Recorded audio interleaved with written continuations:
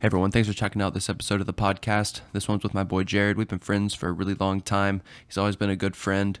He's into Twitch streaming, so I'm going to link his Twitch down in the description. You guys go check him out if you're into gaming. If you're into Twitch, 100% go check him out. His streams are really funny. We've done some cooking streams before in the past, which are hilarious. So hopefully we can do some more of those in the future. So go ahead and subscribe to him. While you're at it, subscribe to the YouTube on here.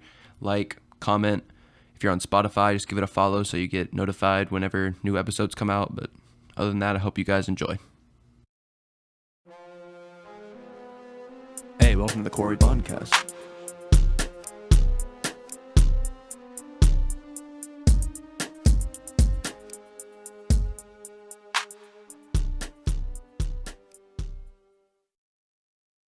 Hey, what's up, everyone?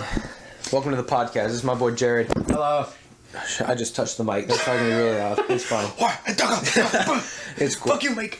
Jarrod, me and Jarrod have been friends for a long time, bro. Me and Jarrod go back to the days in elementary school. We did karate together. Like and 8 years old. 8 years old, bro. That's crazy that we've stuck around this long. But anyways, we were just stuck around. You make it sound like it was a tough thing to stick around. No, it's been easy, bro, because we always just mess around. Like we always just do goofy stuff like this. But we were in the middle of just having a good conversation, and I said, "Yo, let's just start rolling now because this is good." Yeah. What we were talking about was there's a song by the band Oh Sleeper, and they're a metalcore band, so they make really heavy music. But this was the last something I don't listen to too much of. Right, and I don't much anymore either. I used to be really into heavy music and metal. Into pop a lot more. Hip hop. I don't really mess with pop. I'm mostly just like there's a difference. Like hard rap and hip hop mostly. But no, there was a difference.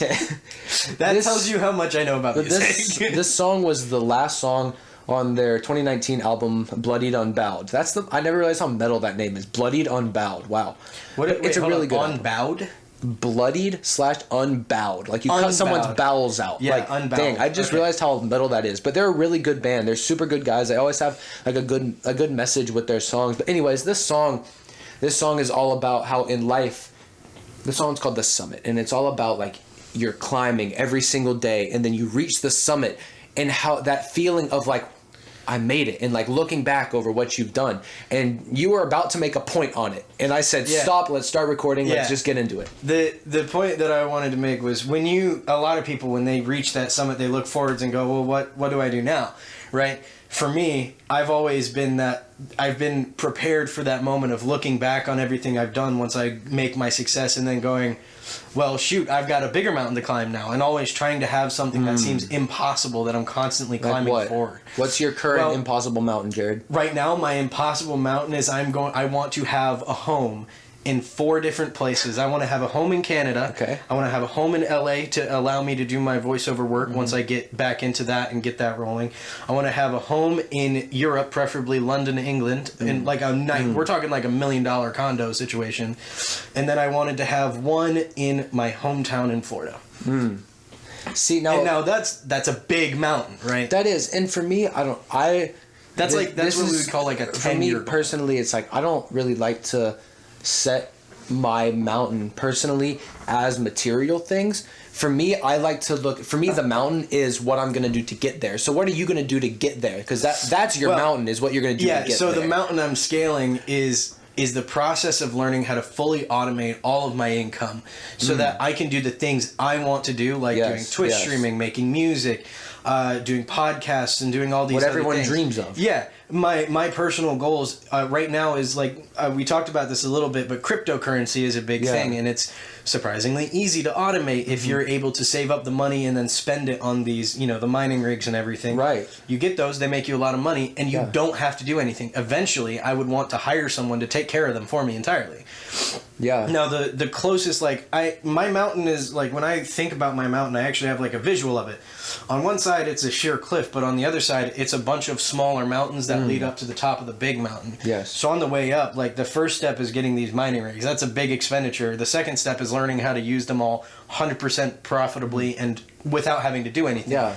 The third step is possibly one of my biggest short-term goals, which is I want a warehouse where I can store all the miners, all these crypto miners, and I can have sets, so I can do things like Critical Role, the D&D shows. I want to be able to run one of those in the warehouse, as well as having other shows like that we produce from that warehouse to post on YouTube, Twitch streaming shows, and all these different things. I want to see nothing more than for you to get there, because I know we've talked about this before, is that I want to get to the point that we can just be creative, bro. And do whatever we want. That's my number one thing. Is I want an engineer. I want to hire an engineer to build me a water slide competition. See, I've seen it. I want it. Where you were talking about YouTube videos and stuff like that, where for me, there's a YouTube video. But I'm thinking for me, water slide competitions. Water slide competitions. I never would have expected that, but I like it. What I'm thinking is more like cinematography type stuff, like us putting our heads together and working on like shows and movies. Yes, because for me, this whole podcasting thing and then music, it's like my goal isn't just to be. I would love to be on the big screen. Yeah, yes, bro. But not even just that. Not even just that. It's like I want to be a great artist and I want to be a great podcaster. But you want to be the perfect creator. All of it, bro. I want to make movies. I want to have all this stuff. But you know what I think sometimes. You know what I think sometimes is that really what I want? If I get to that point, is that going to be too much work? But I like what you're saying, freedom to do it if you want. Yeah, that's what's important as well. Right. You have to remember that when you get to those places, people like what's a super popular YouTube channel? Like Markiplier, right? We'll go with that one. When they do these big projects, when it's not like gaming videos and stuff, when they made the Markiplier's Heist with Markiplier, right?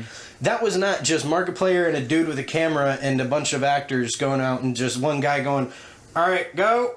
That was, they had a crew of people. They had wires and everything. They had green screens. They had set creators. They had prop designers. They had all these different people. And the best part is when they're done with that video, they don't edit it. They send it off to an editor who then sends it off to a music professional who puts the music in where it needs to be placed and all the sound effects and all these different things. It's all about delegation because, Corey, let's be real. You try to make a movie all on your own, we're talking 5 years until you get the first 20 scenes done. And given a movie, that's like 180 scenes you have to do. That's, delegation in that. But there's also the jank aspect. The jank aspect. What if do you mean? want it to be like... See, my favorite thing is improv. I love improv content. Same, bro. So having a completely improv movie... You tell your actors, here's your character, you give them a list of traits and faults. And then you say, you become this character, you choose their voice, and then we will put you in scenarios where you decide what you want it to be. I want nothing more than to take part in this. I want to do this too, but we will have to study improv classes. Now I've done a lot of watching improv and stuff. I disagree. I think if we suck, then you take classes. But it's like cut, stop, please. Go to school, buddy.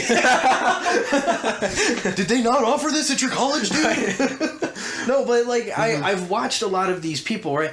I've watched a lot of these improv artists who started out as like, hey, I'm just some goofball on YouTube, wah! And then 2 years later, like Markiplier, he goes to improv classes. Right. And all of a sudden he's like, they put them in a scene and he's like, I see what you mean, yeah, absolutely. And it wasn't just him that went, he went with friends. Yeah. So that they all understood it the same way, so they could yes and. Because that is one of the things that pisses me off the most about people when you're Twitch streaming, right? Is I'll make a joke and they'll just say, okay. And I'm like, no, yes and. Yes, please, something. You give me something to rebuttal with, and then the conversation's just stale for like 5 minutes. That's the hard part about something like Twitch streaming is that you're responsible for that. And that kind of touches on what I was getting at with this whole vision that I have of wanting to create movies and do all this stuff is that yes, delegate. But that's a lot of responsibility. Well, what I like to think is that if I get to the point that I have the freedom to do whatever I want, am I going to want to put myself under that kind of pressure? And that's a question I'll have to answer when I get there. But what are your thoughts on that in terms of when you get to the point that you have the freedom to do whatever you want? What kind of decisions do you think you're going to have to make? Think about it this way: you have the freedom to do whatever you want, including choose the timeline. On how long it takes you to make that movie, when you want that movie to come out. Right. So you could say like, hey, we're going to make a 1 hour movie and it'll premiere in 5 years. And then for 5 years you work on that slowly so you're not overburdening. Or if you want it to go faster, you can actually hire a production crew. Like I mentioned earlier, the delegation aspect.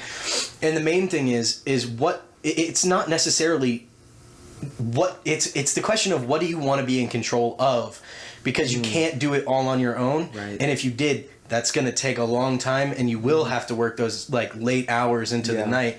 So it comes down to if you're good at music, I'm good at improv, and Simeon's good at editing, right? We put the three of our heads together, and we all know how to write a script. We can all make a script for a movie. Then we take that and implement it, and then we delegate, like, okay, if we have all these different scenes and scripts, you're going to shoot 1 through 20 on this day, and then 20 through 40 on this day. And it's a lot like the Corridor crew, Corridor Digital, all those people. That's what they do. But they use a lot of VFX, which I love VFX. One of the big things, eventually, this is a thing I want to do. I want to have an animation. And I was actually thinking about this the other day. I would love for an animation of how me, you, and Simeon grew up. Like a history of us sort of thing. Because at this point, let's be honest, we're pretty much all brothers as much as we don't say it very often. It's been a minute. It's been I don't know why. 13, 14 years that we've known each other. 13, 14 years. And I've known Simeon for 20. Yeah, almost. That's crazy. 'Cause I didn't meet him until middle school. And I'm pretty sure it was... Did you guys meet before I introduced you guys? No, we met at your house one day. We all hung out, and me and Sim just hit it off. And me and him have been so close since then. But I have a lot of stuff I want to talk to you about, Jarrod. But the one thing I want to ask is, go deeper into what is your, like, where do you want to get in life? Because you told me that you wanted to get to the point where you can have this warehouse and do this production stuff. But what is your dream? The dream overall is, me and my mother actually see eye to eye on this very similarly. One of the main things, and this is, a lot of people would consider this a nigh impossible goal, I want there to be a way to feed everybody in the world. I want to make sure that everybody is living a lifestyle that is as good or better than the one that I'm living. So if I'm living this lavish lifestyle, I don't want to be the only one living it. I want to bring everybody, not just my friends, but everybody up with me.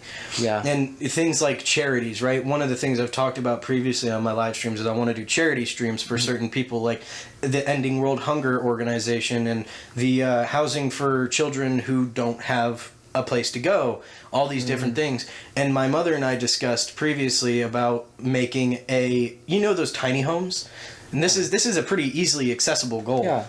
We wanted to make a tiny home community for military veterans that didn't have a home.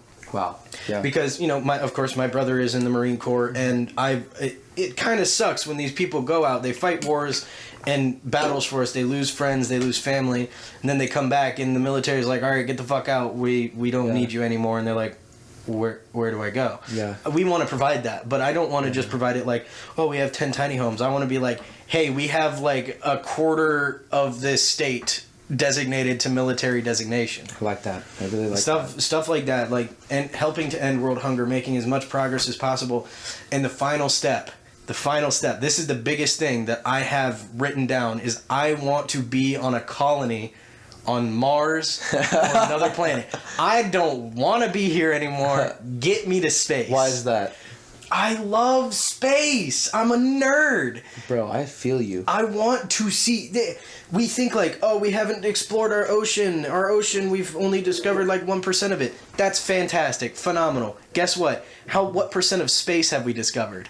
And how much bigger is space in comparison to our water, our ocean? Jarrod, you want to know my wildest dream in this whole universe? If I could have anything, I want a starship. I want to be able to go to all the planets and see all the beautiful things that this universe. Quasar. Jarrod, I want to see all the beautiful things that this universe has to offer that we're never going to be able to see. Exactly, quasars, black holes. I want to go to distant planets. I think I'd be scared of a black hole. I just want to see all the beautiful things that exist on this same space-time plane that we exist in, that we're never gonna have access to. What is your wildest anything? You said a starship, but elaborate on that. Like Star Trek style starship. I want to be able to be like, I'm giving it all she's got, Captain. I want to captain a starship and be the guy. I want to be Jean-Luc Picard, standing at the bow of a ship going, engage. Like, I want to do that. I want to be able to go and explore all these things, and since I was a kid, I was raised on Star Trek, Star Wars, Battlestar Galactica, all these different amazing shows. Battlestar Galactica aside, I did not like that show. I never saw it. It was good, but it was like, you know when you watch Star Wars, like, you're fulfilled, like, that's a good movie because it's got a lot of production. Maybe. Battlestar Galactica is kind of like if you took Star Trek and put it together with duct tape. Look, that's what it felt like to me. I gotta be honest, I've never seen Star Trek either. Well, so we're gonna have to watch Star Trek together at some point. Corey, that's like 2 months of your life watching an episode every day. Okay, well, show me the best ones. Well, that's the thing.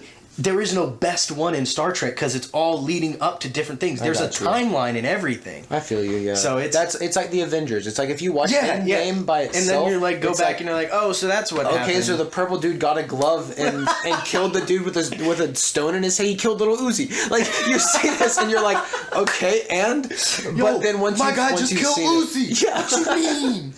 How you gonna do Uzi? You see the build up and it's like, oh my god, I'm crying. Especially if you watch, like, not even just the Avengers movies, but like the what was it, Guardians of the Galaxy movies as well, the Spider-Man movie. Well, yeah, I mean including all of those. Okay, gotcha. Like all the Avengers universe stuff. You can't understand it without that, and I really. That's true. I just want to take a minute to appreciate what Marvel has done to the movie industry. I'm sad. They're done with Endgame, and I don't want the Avengers go. Jarrod, have you seen WandaVision? Yeah, that's not. Jarrod, have you watched WandaVision? I saw commercials. Okay. It looks so dumb. Jarrod, the end of this show has me more excited for Marvel than I have been since Infinity War. What are they? First question: how is Vision back? Jarrod, How is Vision back? Jarrod, I don't want to spoil it for anyone who hasn't seen it, but at the same time, you've got to understand how high the stakes are in Marvel now. Okay, since this where show. can I watch it? What do you mean? Where can you watch? Disney I don't know Plus. God. What got us on WandaVision? I don't even remember what we were talking about when we got there. We were probably talking about movies and how we want to create them and like the production value, like how much it takes to make these movies. Yeah, but I want to get back to. We get off topic real easy, y'all. We have a lot to talk about. We have a lot to talk about. This is like 4 episodes of podcast that we can talk about. Yeah, seriously. I want to hear more about how you want to feed the world, Jarrod. Well, that's the main thing is there is an easy conceivable way to do so, which is replicator technology, right? Explain. So replicator technology is the ability to take atoms and reconstruct them to make something new. So in theory, replicator technology and things like Star Trek, it takes energy and it converts the atoms from energy into other atoms. So basically you're taking electrons and making them protons and neutrons and electrons that create your food, because that's all it takes to make an atom is a proton, a neutron, and an electron. You've got an atom. So you compile a bunch of those together and all of a sudden you've got a hamburger if you put it the right way. And it's that sort of like, I want the replicator technology that Star Trek has, because imagine how easy it would be to feed an entire world full of people with one big ass replicator, right? And here's an even better part, is the world itself creates the energy to produce food. What do you mean? Things like thermal vents, right? You place a big old replicator on top of volcano goes off, heat makes energy, makes food. Yeah. You know, we could have a cloudy with the chance of meatballs scenario. Yeah, I don't think either of us know enough about it to say specifically how it would work, but the idea of creating artificial food to just feed the artificial whole world, atoms is that doesn't seem that impossible. It really doesn't. It doesn't seem impossible. It's the whole, and the thing is, I've seen things in labs and things where they're working on a replicator type technology, but currently they only have it available and working with things like clay, right? So they made these electrode clay, like it effectively was a clay magnet, and what they would do is they would put an item on a scanner, and then it would scan the item, and then the little clay balls would actually form into that item, and it would make like a cup. Yeah. That's pretty much where they're at, is they can make a cup out of clay. They're probably further along than we know. This was like 5 years ago. And they probably keep a lot of that stuff hidden too. Well, yeah, and I mean, think about how quickly we went from like no TVs to TVs, then color TVs, and then to plasma TVs.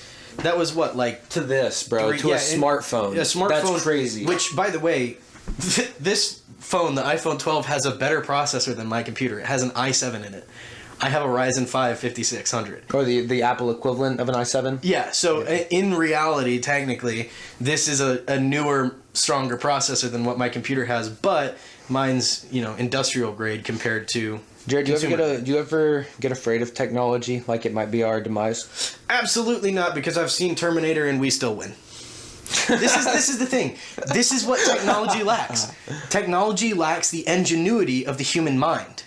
They can't think like we do. I'm not talking artificial intelligence. Listen, no, I know. I'm saying even if there were robots that came alive and just started murdering people, like iRobot. You remember that movie, Will Smith? I never watched it, but I know about it. So the whole idea was that these robots turned evil for some reason. There was some bad guy that turned them evil, and they just started killing everybody indiscriminately. And then, the humans had to find a way to shut down all of them, so they found the AI Cortex. It wasn't even like... It's AI in the sense of like how Siri is an AI. It learns, gathers information, and adapts. Now, here's the thing. It doesn't adapt to how we adapt fast enough. We're always going to be able to get through it because we have human ingenuity. See, I think... I wasn't referring to artificial intelligence. I think artificial intelligence is something that we all should be scared of, just because we don't know what it's going to bring. We don't know. Well, we know its possibilities, which is like Voltron. What I was more getting at is, could technology be the downfall of humanity because we get consumed in, or so in reliable on it. better, and there's never a point that we say, okay, human life is good. There's never a point that we say that. Here's my only concern as far as like technological advancements and stuff goes, is when people start getting cybernetics and becoming more robotic and technology than humanoid. Right now, here's the biggest concern, and this is genuinely the biggest concern, is those items, those arms, those limbs, those legs, those eyepieces, they're hackable. Now, what happens if a terrorist organization is like, oh, we found a chip in your brain, boop, and blows up your head, right? You have a prosthetic eye that just goes... And those are some of the concerns that I see in the future. Now, don't get me wrong. Cybernetics come out, I can get an arm that's going to lift 1,000 pounds. Yeah, I'm getting that. But like why, Jared? That's what my point is. Honestly, is because I want my arm to have a gun. And Jared, I want to be able to go like this. You just told me the dangers of this, and that's what I mean is that why? Why do we always need more? Like, oh, this technology allows me to do this, it allows me to do that. Of course I need it, of course I need it, of course I need it. When are we ever going to say, my life is good as it is, I'm gonna do my thing, and I'm not going to keep trying to get better, because it never ends, Jared. Where does technology end until humanity is simply gone so that there's no more pain? When does it end? That is a good point. That is a true factor. And I feel like the end is, and this is such an abstract way to explain this. We've all seen, I hope, most of everybody has seen WALL-E. You remember that starship? Yes, bro. Technology did everything for them, and the people just got fat and lazy. Yes, that's where I feel like it ends, is when either there isn't people. The only reason those people got back into shape and went back to Earth is because it was ready for them. They basically got an extended holiday where they got to be what I currently am, which is fat and lazy. But you have to keep in mind that if technology doesn't advance, then what is the goal for humanity? What are we to do? What is our plan? So it's that we were talking about the mountain, climbing your mountain, finding your summit. We're just talking about ourselves. But what if we looked at humanity as a whole? Where is that mountain? What is that mountain? That's what I'm scared of. And I also want to address the fact, because I feel like that just as simply as this, the mountain is it's explained in the levels of society, the levels of life in the cosmos. Is there's like level 1 life, which is people who just exist on their planet, they're happy, they don't have an overflow of population. Then there's level 2, then there's level 3, 4, and 5. Level 5 is galaxy-wide population of every single planet and terraformation. Bro, I hated the idea of those levels. It's such arbitrary categorization. It pisses me off so much when people categorize things arbitrarily. Because what do we have to look at as examples? Nothing. We have humanity. That's the whole point. That's the whole point, is they're expecting that that's what it would be, because think about it right now, we are actually very, very heavily overpopulated as far as the we have a lot of space available, but people aren't taking advantage of it because they're like, nature, rainforest, like, I get it, we need that, we need that to live, but I feel like not enough stress or strain is being put into getting us off world and colonizing. I agree with you. The only person 100%. I think is doing that is Elon Musk. Elon Musk, because the he's Antichrist himself. He's already he's already talking about. I mean, they just got done launching. Excuse me. You're good, bro. They just ring a ding ding, never hurt nobody. It's true, but they were just talking about how they just sent a spaceship up into space. He's also working on a worldwide internet that goes all across the world in satellite. Talking about that.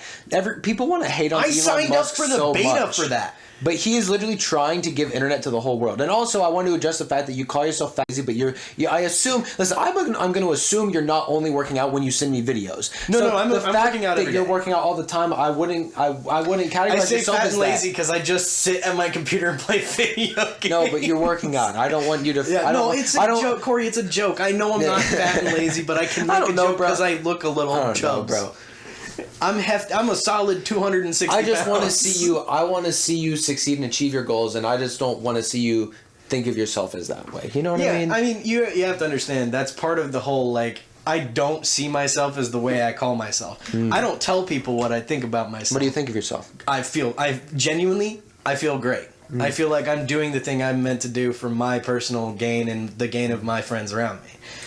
But yeah, you know what I appreciate about you, Jarrod, is that you said it before, is that you don't just want to build yourself up, you want to build people up around you. Where you see an opportunity for yourself, you want to see that same opportunity in the people around you, and that's something I relate to, especially with this whole music thing. In that, I just want to get people involved. I want to get people working and moving together, and that's just something that I just appreciate that you see that, and Simeon is that way too, and that's why I think the three of us have it's a very good synergy. We jive. Yeah. We can, I mean, this is the best time. I don't think the three of us have ever fought about anything. Nothing. And that is crazy to think, because we also never agree on anything. We always have different opinions. We always have different opinions. I'm going to tell you that I stand my ground. You guys would come over and be like, did you know space and aliens are here? And Simeon's like, no, dog, we know there's like things here. And you were like, the three of us need to do a podcast, because I really think we agree on a lot more than maybe, because we like to talk crap a lot. Yeah, we do shit talk a lot. We do. Oh, an interesting thing to what you were saying. My family has recently started like wanting to learn more about astrological signs like Libra, Gemini, all these different things. And I found this out when I was in high school. According to the whole astrology, astrology, right? As a Libra, I'm the element of wind by birth or whatever. I don't know how much of this stuff I believe, but so far it's proven correct. I'm going to say right now, I think it's all horse shit. I believe 0% of it. Everybody is open to their own opinion. I don't care, because the opinion of another person does not affect the opinion of me. No, believe what you want. Which is part of the thing, is that it says things like air. What does air do when it's around fire? It stokes it. Mm-hmm. Simeon is a fire element. And what have I done his whole life but stoke that damn flame? Now, okay. I don't know if you know your sign or care. I don't. But my assumption is that because of the similarity, when's your birthday? November 21st. I've been told that on the line. You fall in a weird line. I can't remember which sign it is, but I believe that would make you water. Which, now here's the cool thing, is water and air cool each other off. They balance each other. I feel that. So that's the weird thing that I've noticed. But I don't feel like Simeon's over here, and I'm just shutting him out. You know. Well, it's not even necessarily shutting him out. It's shutting him down. Yeah, it's not like water and fire don't react like that, right? People are usually like, just water covers fire. It's not necessarily, because if you rain on fire, it makes steam. Or if it's an electric fire, it gets worse. Well, here's the thing. That's why the synergy of the three of us works so well together. Because steam is the element of fire, water, and air. and the three of us together are kind of like Jared, you're saying some pretty crazy stuff it's, right now. Look, it's just in the studies. It's some of the things that I learned because I was curious about it. It's an interesting concept to think that, and it makes sense to me because we always find a way to just make it work. It always just works. Jared, I can't wait till the three of us have money and we can actually live our lives. Because now we're all working so hard, and I can't wait till we can actually like. I'm gonna be honest. I'm not really working that hard. Well, start then. No, that's the thing. I don't have to work hard to do the thing I want to do to make money. Then that's the work. Bitcoin is all I'm doing. Okay, but Jared, I'm talking like success. Not money doesn't equal I know success. But I need the money to get the thing I need. Working like you're streaming, or you trying to I see what you're going for, things like that, like putting in the effort. Yeah, those things I am working on. I will say I have art that I wanted to show you. If you want, we can pop. If you want me to send this to you, you can pop it up later. Yeah, send me it. Where is my Discord? So we have two lovely artists working for us right now. Oh God, I'm so burpy. This is my side of the image that's been done for what we're calling the Diodyssey. That's pretty. That's me in the chair, by the way. Zoom in on it and you'll see the detail in that. Look at how detailed that is. Pretty close. Just the straight hair is the only difference. But if you look close enough, the glasses are actually reflecting the moon, which is one of the things that I was like, oh shit. This is cool. This is very pretty. So this is going to be the Diodyssey. It's called that way because it's two friends starting a journey, and it's the Diodyssey, the two-person odyssey, effectively. And this is Cheese Dex's side. So you see what I mean, right? The diotomy, indeed. The Diodyssey. Diodyssey, my bad. So we've got me and Cheese Dex. We're starting this joint YouTube channel. We're going to be starting our recording once he finds out what it's going to be called, Jared. Tell the people. The channel's going to be called the Diodyssey. Okay, bet. That's the name of the channel. I like it. That's the name. I like it. And so we've got. Oh, we also have this sweet little coin. That we had made that's going to be like our, I guess you could call it the watermark, quotes intended. This. Ooh, interesting. So, and it's an interesting little balance. I'll send those to you later if you want to include it. Yeah, absolutely. We've got, Cheese Dex doesn't swear. The worst thing I've ever heard him say was piss. Yeah. And that's impressive because he plays games with me. He plays games with a lot of other people too. But we about a year ago we were like, I want to work more closely with you in the future because me and him were on a professional gaming or semi-pro gaming team, whatever you want to call it. We had an Overwatch team. We started out as Phoenix 9. Yeah. Now, dope name. We had t-shirts, still have a t-shirt for it. Yeah. We managed to make like $100, $200 from tournaments that we played in, but eventually fell off because we lost in world record time in front of hundreds of, like a few thousand people saw us lose in world record time to an actual pro gaming team in a $500,000 tournament. Ooh. They kicked the name out of us. We rebranded entirely. We got a new name, we got a new logo, we got everything new. It was that bad. Because you don't want to be known as the team that got a world record losing time. But isn't it so much more impressive if you come back for that? Yes, it is. It seems like such a cop-out to change the name. Listen, dude, I was 16. That's true. I was 16 years old, running a company for a professional gaming team. That's crazy. And me and the co-owner at the time, Pike, don't like him.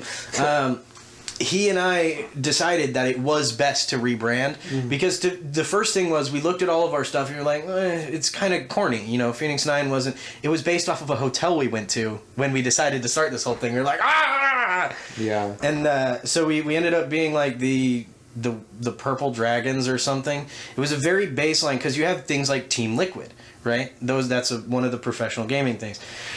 It flopped. It flopped real hard. But that's how I met Cheese. That was like 4 or 5 years ago, and now we're wanting to do all this other stuff together, Jared, including D&D.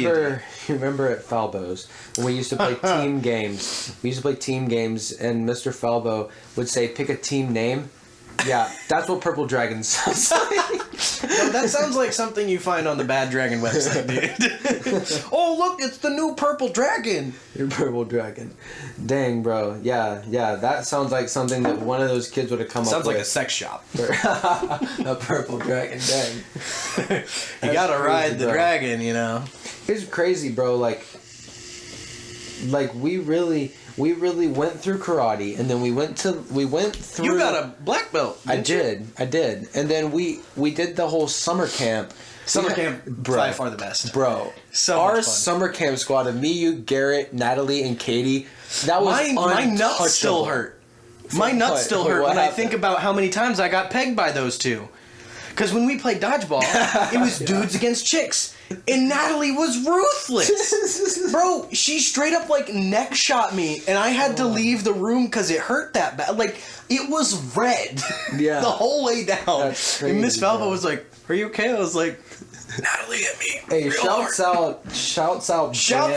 Oh, Brandon, yeah, Midget bro. Man. Midget Man. He was, okay, can we just take a second to say, Brandon was the most jacked short dude I have met thus far. Dude, he was huge. And this is the facts to it.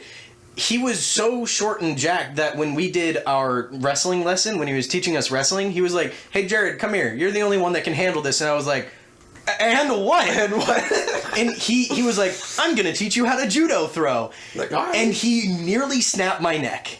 I landed on the floor and this happened. Oh, no.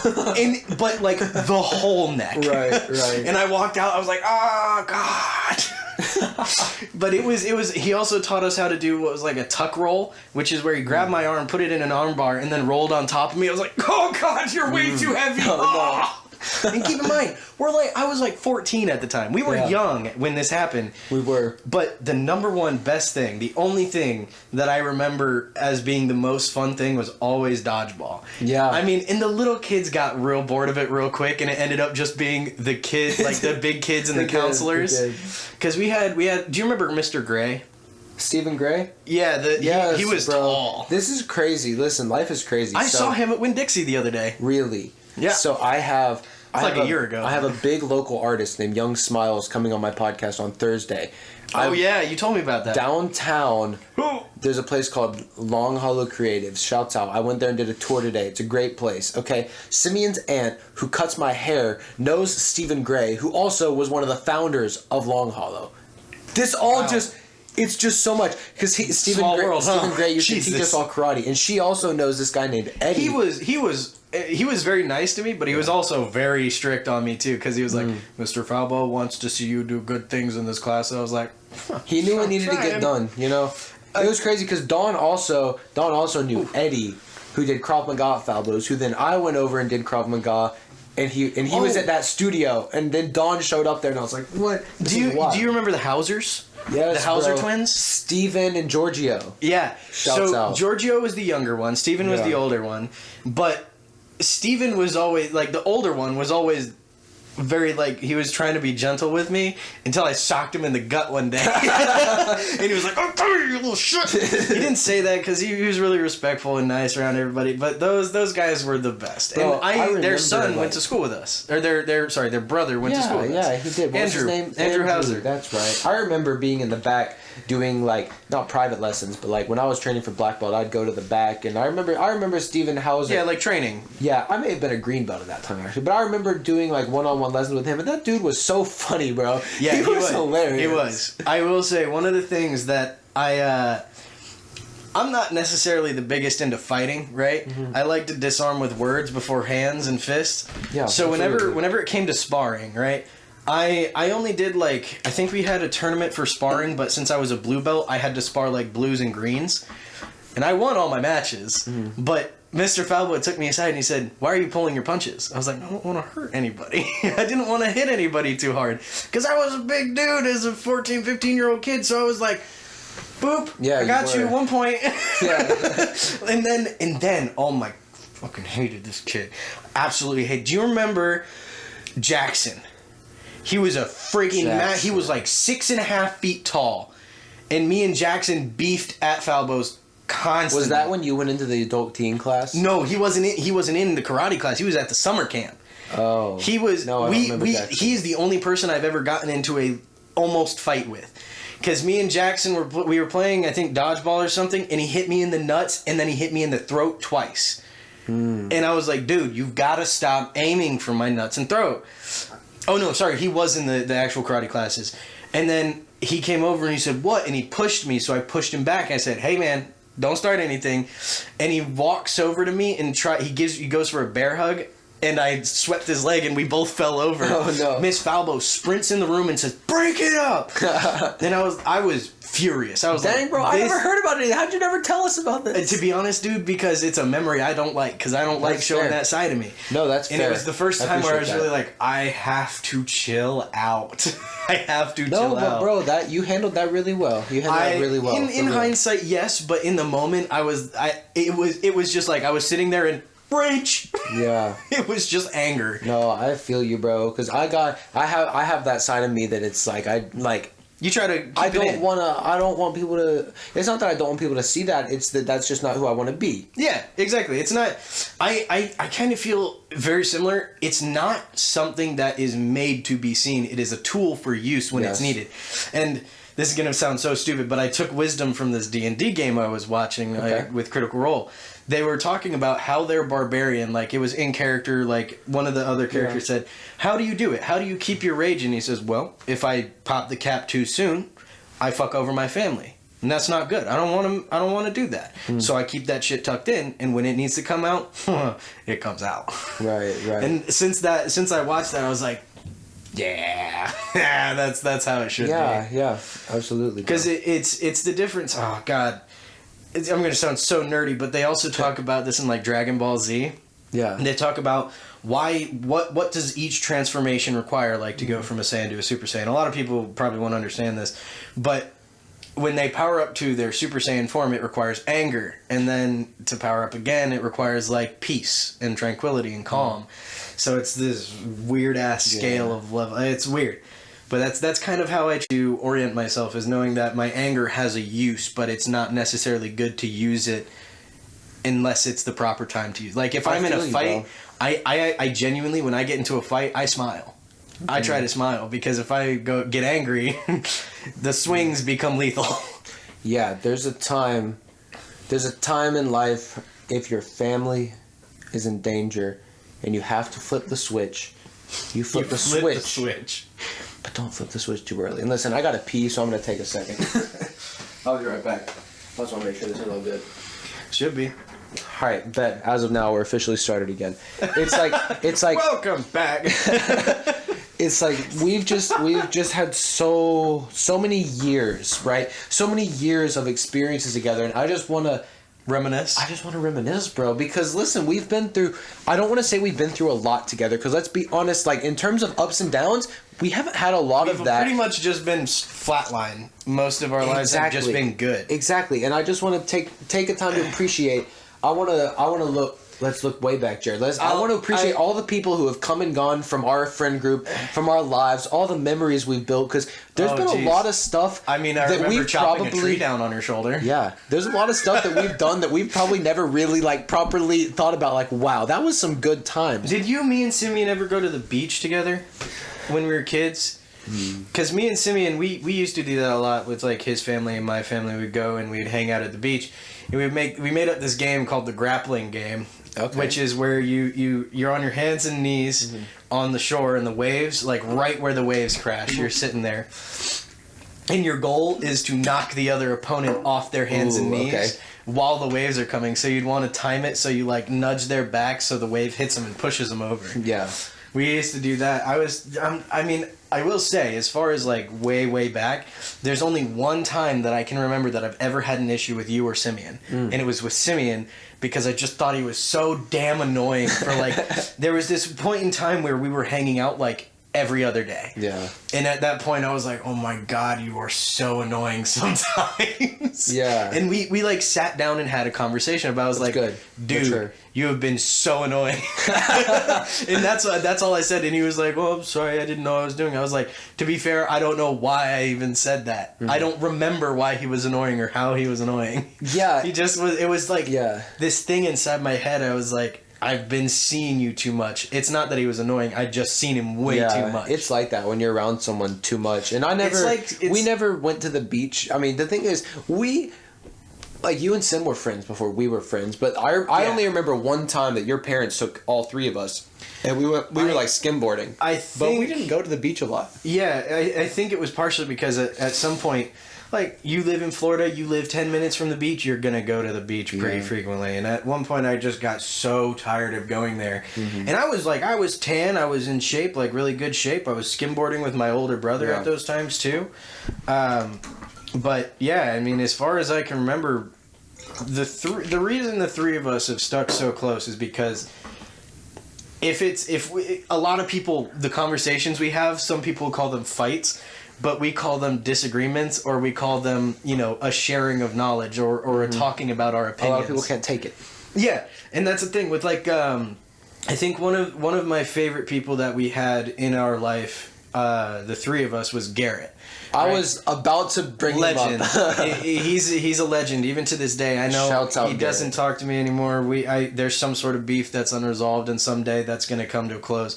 That's one of the things I want to do, is make sure that all of the things I've done wrong, which I'm going to be real is a lot. I was a little bit of a playboy in high school. I did some stupid shit. I never cheated on a girlfriend. I did not. Real ones don't cheat. However, I had some interesting relationships with a few of them. Listen. I want to hear, Jarrod, your side of the Garrett story, because I really don't think we've ever properly talked about it. And what do you mean the Garrett story? Jarrod, me, you, Garrett, and Simeon. Okay, we all used to be. That was the thickest thieves crew, okay? Yeah. We would hang out. Inseparable. We would roam the streets. We would do dumb stuff together. We rolled across 98 one night. We rolled across 98 at like 2 in the morning. Don't do that. Don't do that. Listen, we weren't even drunk. We were like 14 years old, and we were like, what? Okay, it sounds dumb, but to be fair, it's not like we didn't look and make sure there was no cars coming. It was very clear. We had a watch out, and I think I went first. I was like, wouldn't it be fun to just like roll across 98? And I said that because my neighbors had talked about doing that. We all did it. We all did. Okay, and the best part is, we walk into the Tom Thumb. Yeah. Two cops. What's the first thing Garrett does? I wonder how much this canteen costs. We're like, dude, there are two cops, and you're talking about an alcoholic product. No, the only thing we could have technically, but the only thing we could have gotten. I was paranoid. Yeah, I got you. Because the only thing we were doing wrong was that it was past curfew. But what we were doing wrong was rolling across 98. Okay, they're not gonna. They wouldn't do anything about that. But what I want to touch on. Listen, that was the boys. Okay, and then it's like you and Garrett just split, and from that point on, the boys it was never the same. Okay, we have to acknowledge that it was never the same, and that it split, because then me, Garrett, and Simeon still hung out, and me, you, and Sim still hung out. There's people that came and go. But it was always like me and Garrett would never be in the same place. Like it's like Tom Clark. Yeah, Jarrod? I want to hear your perspective on that, because I truthfully don't quite understand what happened. I think I did something wrong to offend Garrett, or did something wrong with all this stuff, because I was a shithead. Let's be real. I was a bit of a shithead. A little bit. I did some things and said some things. I mean, number one, all of his girlfriends were hot, and I liked all of his girlfriends. I mean, shouts out Garrett's hot girlfriends. Yeah, like I never made a move on any of his girlfriends after the first one, but that was after they broke up, and she came to me and said, "Which one was that?" Emily? I want to say was her name. Emily. You didn't make a move on Emily. I don't. No. Not the colored hard girl. Not the colored hard girl. Okay, I was about to say no way. The one before that. Bailey. Maybe. Bailey. Hold on. She was really good at swimming. I don't remember that. We went to Big Kahuna's, and she was there when they were dating. Hold on. There was Bailey. There was it. What was her? It was. This girl was crazy. This girl was wild. I don't think you never made a move on this girl, because when they split up, she went off. Like that was. I mean, I love crazy girls. There was Bailey, Eden, Emily. There was. I know he's. I don't want to say too much Tristan? more. Yeah, he's with Tristan right now. And yeah. Do they live together? As far as I know, yes. Okay, because I think to sum it all up, I think I did something or made some mistakes, said something wrong, or was too clingy as a friend, because, I was. in the point when we actually like separated and stopped talking, I was in a rough part of my life. I was dealing with a lot of stuff. The continuous stress of my brother being out in the military. He was out in Afghanistan for 9 months, and I didn't hear from him for almost a year and a half. Wow. So even after he got back, I didn't hear from him. Damn. And I think that was a fault of mine for not reaching out, making sure he was okay. I didn't know if he'd lost a limb, a leg, an arm, a foot, whatever. Is he okay though? Yeah, he's perfectly fine. But, I mean, to the point to where even his PTSD is almost completely better. You know, there's still moments and elements, but he's a staff sergeant. You know how high that is, right? I don't. Okay, so that's big. Okay. His next rank is like Colonel. Oh, okay. Or basically like Colonel Sanders. Yeah, fried chicken. he loves KFC, by the way. Hey, but we were like, we're in California, let's go try something new. He's like, okay, and then he pulls up to a KFC. I was like, yes. Now, given we had just gotten done with our first casino trip and all this other stuff, but the KFC was a nice palate cleanser for all the crazy stuff I ate while I was there. Yeah. Or not crazy, but new stuff. So you did something to piss Garrett off. I don't even know if it was about that. I think it was just, I really don't know. That's the thing. I've tried to find out multiple times, but I don't know. There was only one time since me and Garrett stopped talking that we actually hung out, and it was at Simeon's place. I was there. I remember that. Yeah, night. It was the four of us. Bro, were there. because I slept. And on, I brought Jameson, and me and Garrett shared a bottle of Jameson. Yeah, that was. I remember because there was this brown wooden bench, and you guys were up playing video games at 3 a.m. I was like, dude, I just want to sleep. So I went and slept on this terrible brown bench, and I'm there, bro. This was so uncomfortable. There was no mattress or anything. I set up these pillows as like a makeshift bed. It was terrible. I'm there for like, bro, Jarrod, I fell asleep, and then someone walks in, and bro, it was like the washer and dryer were in the room, and someone came in and turned on the washing machine. I'm like, what? No. It was in Simeon's warehouse at his parents' house now. Jarrod, that's what I'm saying. The washer and dryer weren't in there when we were there. The room that I was sleeping in was the room you went into the house. The house, and someone at like. I went to bed and someone walked. No. Someone walked in and turned it on, and I'm like, I'm pissed off because this is in the room with me. Someone turned on the washing machine while you're sleeping, Jarrod. You know how mad I was. So this happens. I'm like, dude. I mean, I still remember you guys body slamming me awake in the morning. So yeah, I feel you. Yeah. I'm like, dude, what happened? Apparently, someone threw up, and they were washing the clothes. I think that was Garrett. I think so. I think Garrett got sick and threw up, or Simeon got sick and threw up. I think it was Garrett. Because I remember Simeon telling me about how he had to clean his bags or something, because I had to leave early in the morning. That night was miserable. I mean, I remember just had fun. It was me, you, Sim, Ryan, and Garrett. Other than that part of the night, it was a great night. It was a great night. Yeah, and I mean, shouts out Ryan. I haven't seen Ryan in a long time. Garrett, of course, the homie. But I would love to see you and Garrett make up. And I'm gonna get Garrett on this podcast, and I need to address it because, frankly, from my perspective, I would say don't address it on the podcast. That's a private conversation that me and him should have. Bring it up. Well, I want to, like I just did with you. I just want to hear his side of the story, and because for me, it was like our group was there, and then all of a sudden, you guys are and excommunicate. I'm like, what? It was very confusing for me too, because it's one of those things where in hindsight I think I realized a lot of the mistakes I made that led up to that point, but at the same point I'm still looking back in it going like, I really don't know which of the mistakes was the straw that broke the camel's back, or if it was just a thing where he didn't want to hang out with me anymore. I don't know what it was, but no matter what, I respect his decision. You know, if there's someone in your life that you feel like is toxic or needs to grow up some more, you let them out of your lives until they get to the place where they're ready to come back. Very mature, yeah.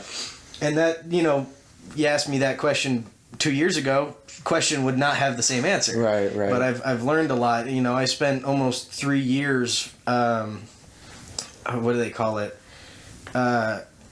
What's it called when you just don't have sex for 3 years? Like when you don't have abstinence? Yeah, I basically went 3 years without having any sex. Yeah. So, you know, putting that muscle. I don't understand how that's relevant. Well, because it gave me a lot more time to sit and think and meditate. Because before that, it was like, where's my next woman? Right. I got you. You know, in particular, girl who's having a child right now, cheated on many of her boyfriends with me, but that was my kind of wake-up call to the person I was dating in the past.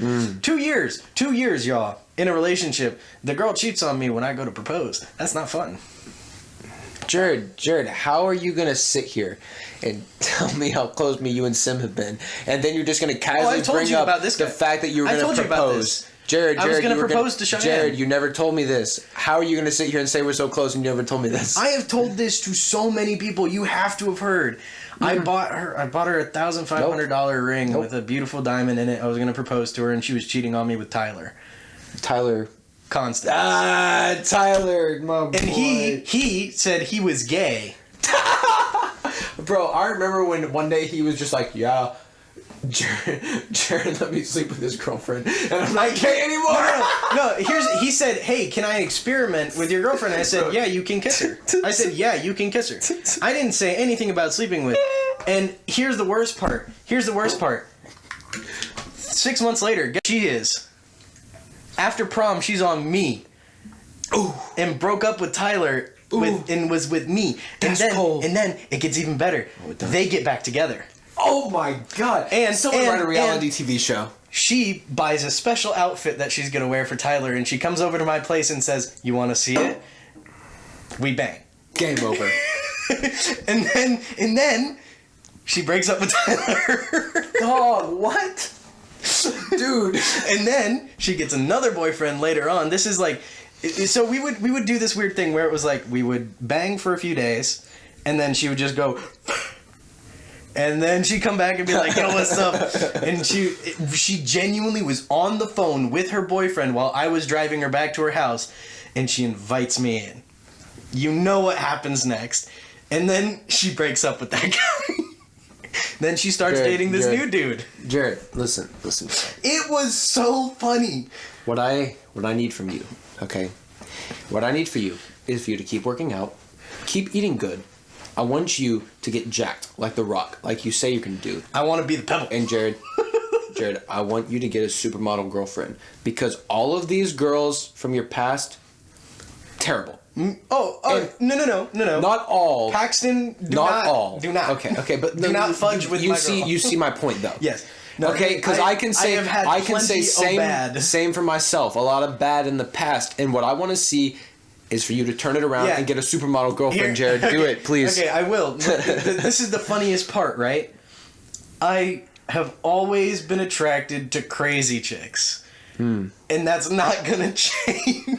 You can find a crazy supermodel, Jarrod. Yeah, no, but like crazy in the way that I just told you.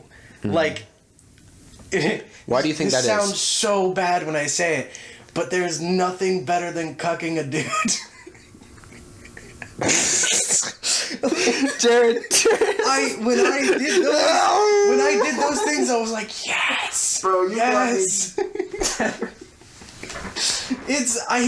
The thing is, you feel awful afterwards. You're like, oh my god, I just fucked somebody's girlfriend. But then at the same time, you're like, that was kind of hot.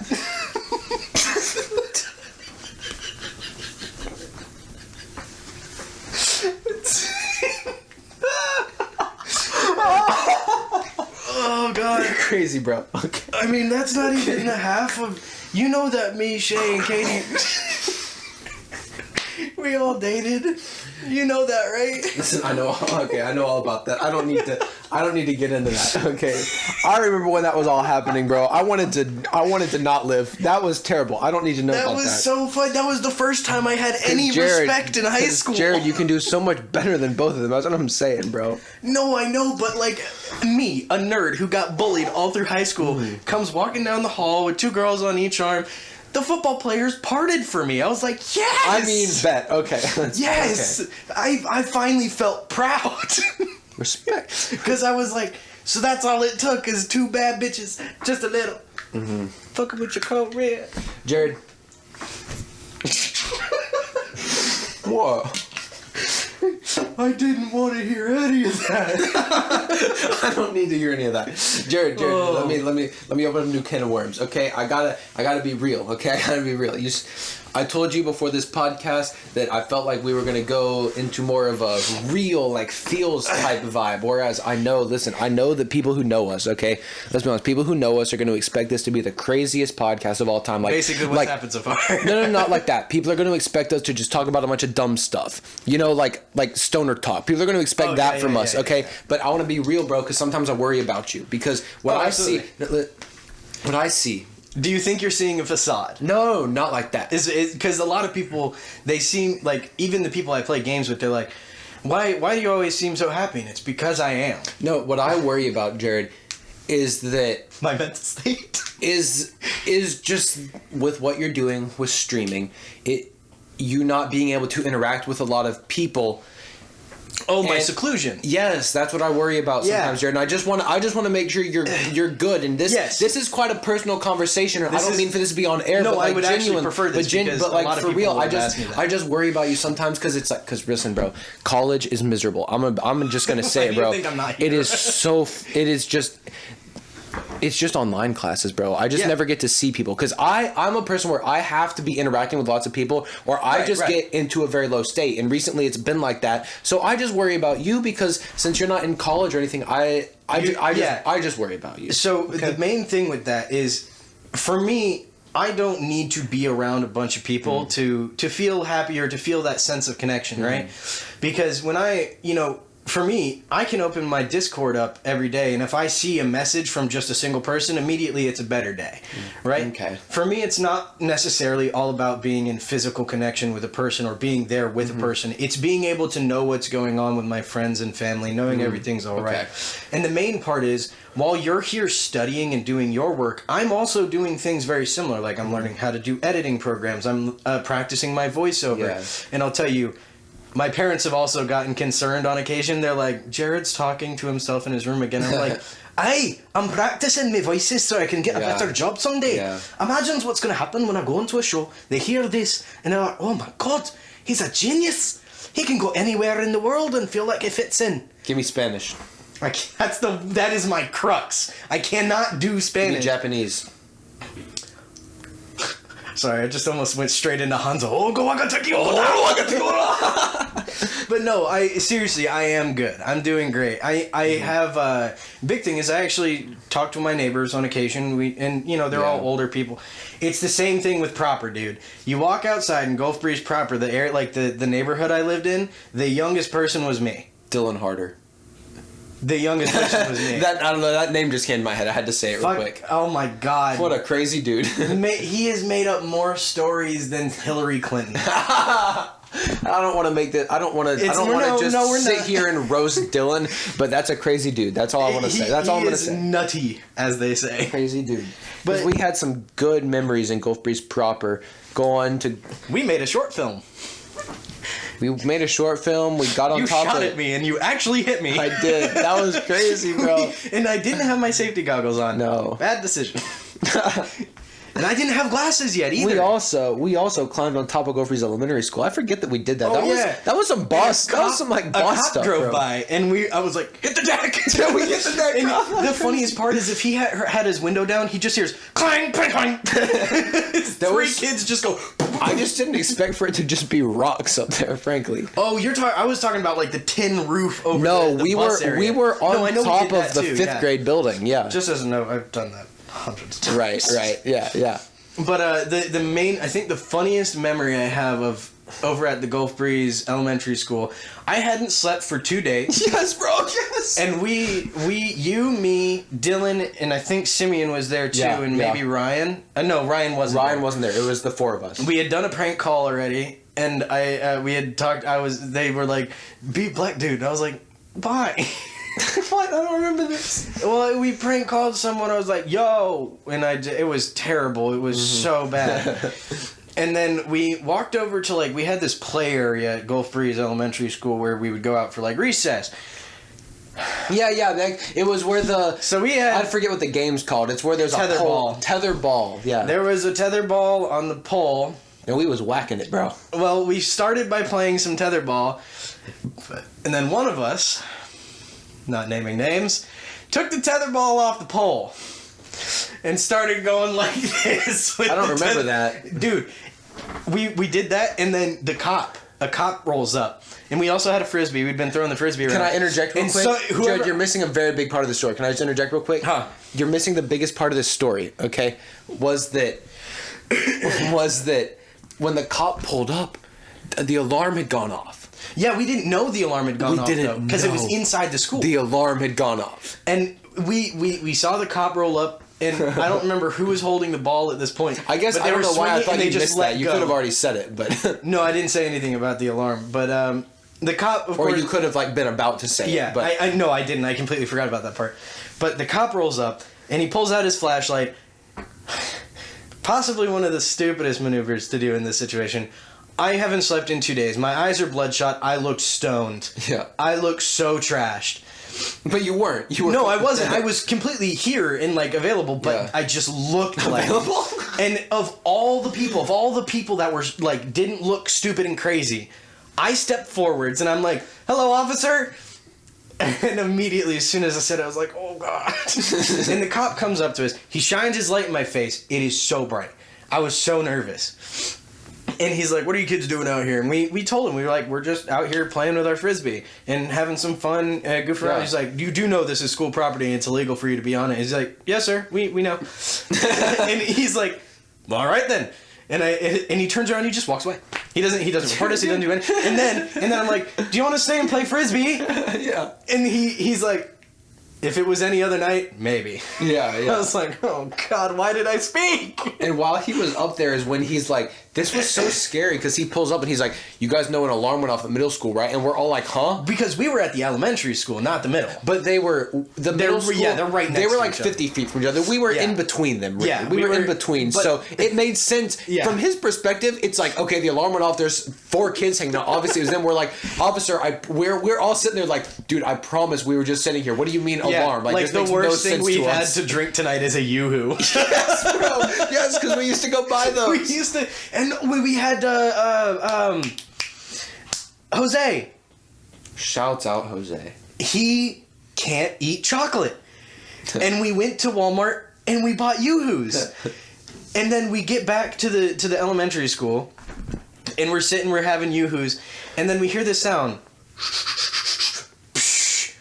Jose is taking sips of his Yoo-hoo, swishing it around in his mouth and spitting it out because he can't swallow chocolate. Did you just make this up? Because I've never heard anything in my life like that. He couldn't eat chocolate. He throws up whenever he eats chocolate. I believe you. But he can taste it, but he can't swallow it. Him doing that and spitting it out, I've never heard that before. He did that, I must not have been there. That was probably a different night, but that's crazy. This was during marching band season. So you had to have been there. I wasn't in band when Jose was in band because I didn't join till my freshman year. Oh shoot, that's right. I'm a year behind you. I only did it freshman year. That was me, Jose, and somebody else. Hey, listen, band was crazy freshman year. I had some of my. It was like. Oh yeah, I was a sophomore too. Yeah, Didn't we do Harry Potter? We did, bro. It was like, I want to say it was a good experience, but for real, it was kind of an even experience. There was so much bad stuff about band. But when Dykes took over, band took a massive bore for me. Damn. Because this is the thing that I'm upset with that you didn't get to experience, was how fun it was to be in Mr. McLeod's band. I even was gifted Mr. McLeod's trombone to play during marching season, which was a big honor. So I was playing the double trigger bass, which is almost twice as heavy as my normal trombone. And I'm the biggest dude in the trombone section. You do like the height thing with all the people in the trombone section. It's like me, Kyron, the girls. But the girls were all way better than us at playing trombone. They were amazing. Like Danielle, when she was in band with us, she was able to almost play Flight of the Bumblebees on a trombone. It was. I feel like freshman year we weren't that tight because I'm thinking back to band and I feel like we didn't hang out that much. We didn't hang out that much in band because I was trying to ingratiate myself in the trombone section because I had people like I had Cameron who was leading the trombones that year, and Mr. Dykes did not want to let Cameron lead. The only reason he did is because Cameron was the only senior trombone, or as we called it, the Boner Squad. The Boner Squad. And I mean, you should have heard some of the things that we did. We invented the scoop. No, I don't know if you remember the scoop. Jared, are you talking about the J scoop? No. That's a different thing entirely. That's my special sex. Don't talk about the J scoop. Don't talk about that. That is a very old inside joke. No, but the scoop is where only certain instruments can do this. The tubas found a way to do it because they find a way into everything. But the trombones would go behind their friends, and we would just slide our trombone slides between their butt cheeks. I remember that. And we just called it the scoop. And so it was coined the boner scoop. I feel like one of the Barry saxophones. Oh yeah, I know. It was Katie. Katie was in the Barry sax. One of them did it to me one day. And I was like, pretty sure I probably did it to you as well. Probably. With my trombone. And the best part is the reason it works so well for the boners is we can say we just put our boners between your butt.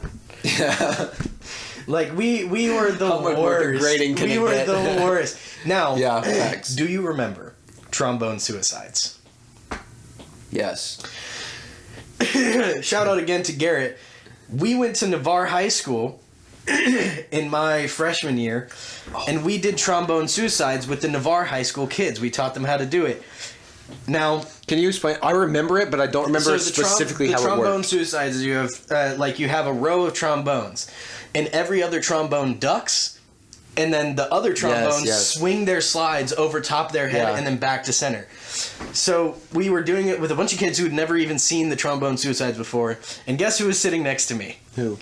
Good old Garrett. Hey, he almost took my eye out. So I don't know if it was a matter of him turning too soon or me not ducking fast enough, but his slide connected right here at like the side of my eye, and I was like, oh God. And I was wearing contacts, so I didn't have my glasses to like protect me. Oh yeah. So that was the first like and only time I've ever been hit while doing trombone suicides.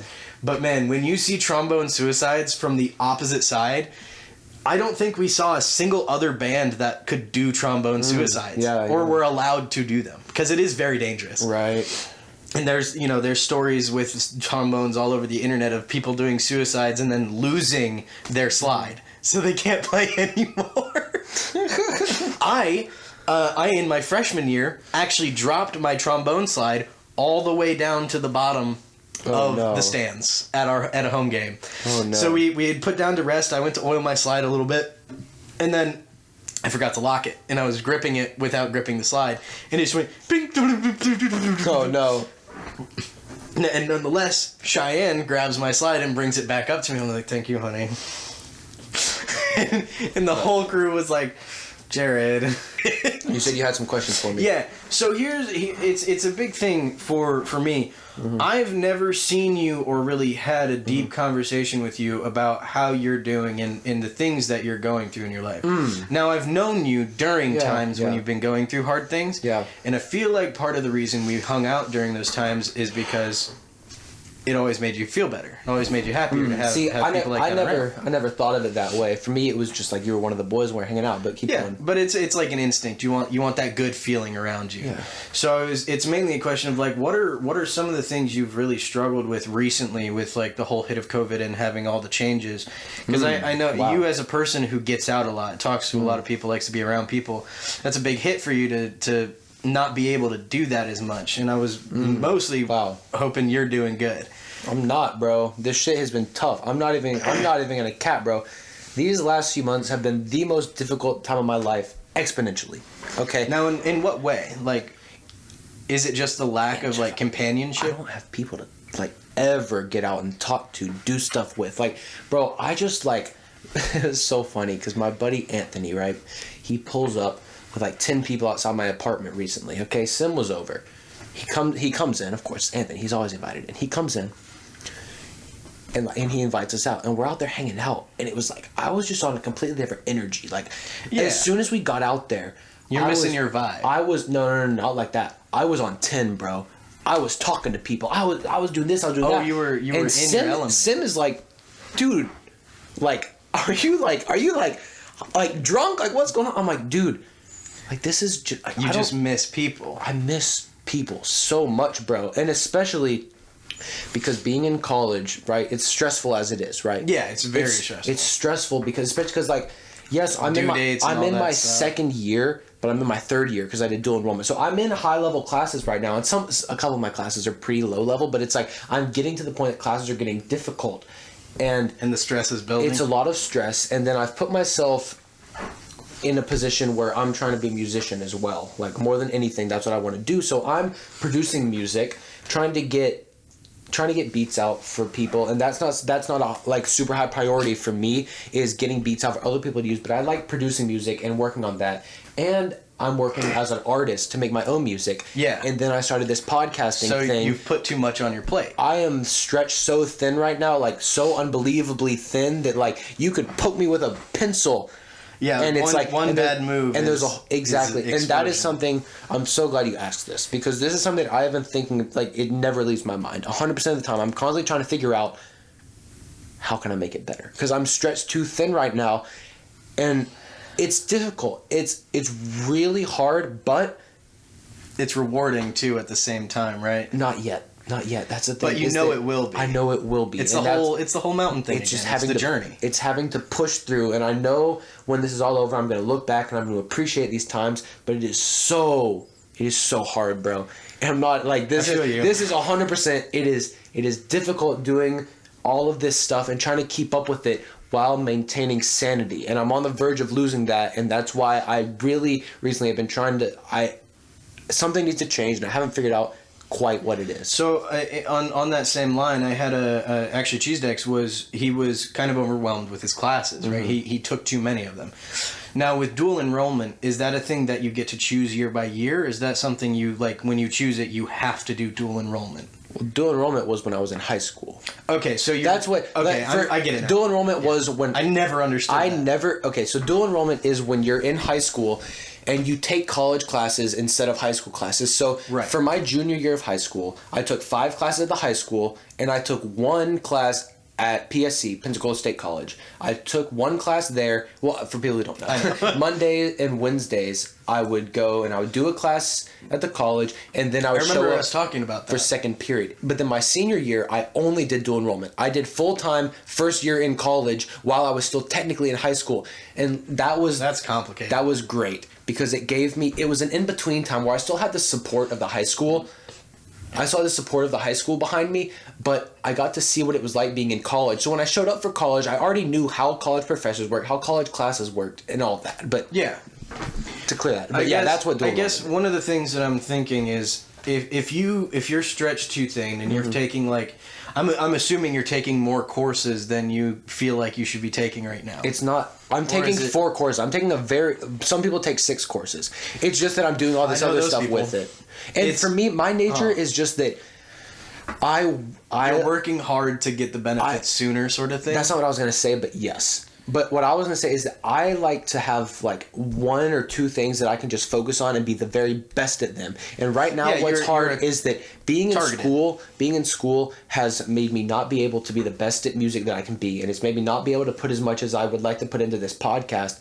And I know that once I'm out of school, it's not even that once I'm out of school, I know I'm going to have the opportunity to do that, because I'm going to have to find a way to like live and make money off of that. So it's just hard because I like being in school, but I know that if I had all the time in the world, I could very easily be the best musician in the area. I could very easily have an incredible podcast, and it hurts me to know the potential that I have in both of these things, and know that I'm holding myself back by doing other things. But that's just, I signed up for it myself. Yeah, you know? I guess one of the things is that kind of goes back to the whole delegation thing, because right now you're making and editing the podcast. You're designing all the music yourself. You're also, fine-tuning your own music and doing all these things. It might be good to use some of that ability to delegate, because you have so many friends, and a lot of them would be probably very willing to help you with this. And that's a big thing for me, right? Because as soon as I got into the whole idea of I'm going to start 3 YouTube channels and run them all, my first thought was I'm going to need help, because I know I can do it, but that is going to be a lot of time and stress that it takes away from my ability to do the things I want to do. I've actually got an editor. I've got an editor who's going to take care of some of my videos for me and help me out. See, it's and, the only like thing artists and other things like that to get you art done for like your album cover, right? Simeon does all his album covers on his own, and he's done or all of his kinda. He photoshops them by himself. Yeah, and me and him have talked about it a lot. That's definitely something that he has a local guy. I forget his name. I'd love to shout him out if I could, but there's I don't know if he's local or just in the South. He's got a dude. He's got a dude, and he takes really good pictures, and he's going to use him for his album art. So it's not just that, but it's like say just for my case, there's really nothing I could delegate. Because what am I going to do? Have someone edit a podcast for me every few weeks? It's like I can do it. I can get this edited and put out the product I want. It's just that this is just a difficult time, and it's like that's been something that's hard for me to just accept, is that I can't expect to wake up and enjoy every single day. Some days are just going to be grinding. Yeah, absolutely, and I 100% support that. I've lived off this philosophy for a very long time, which is there is always another way. If you think that you have no other option than the one that you're provided, then you're not thinking hard enough about your options. Maybe you're right. And I've always been that way. I think you can notice that. Like, I've always looked for that fourth or fifth or sixth option when it comes to making a decision.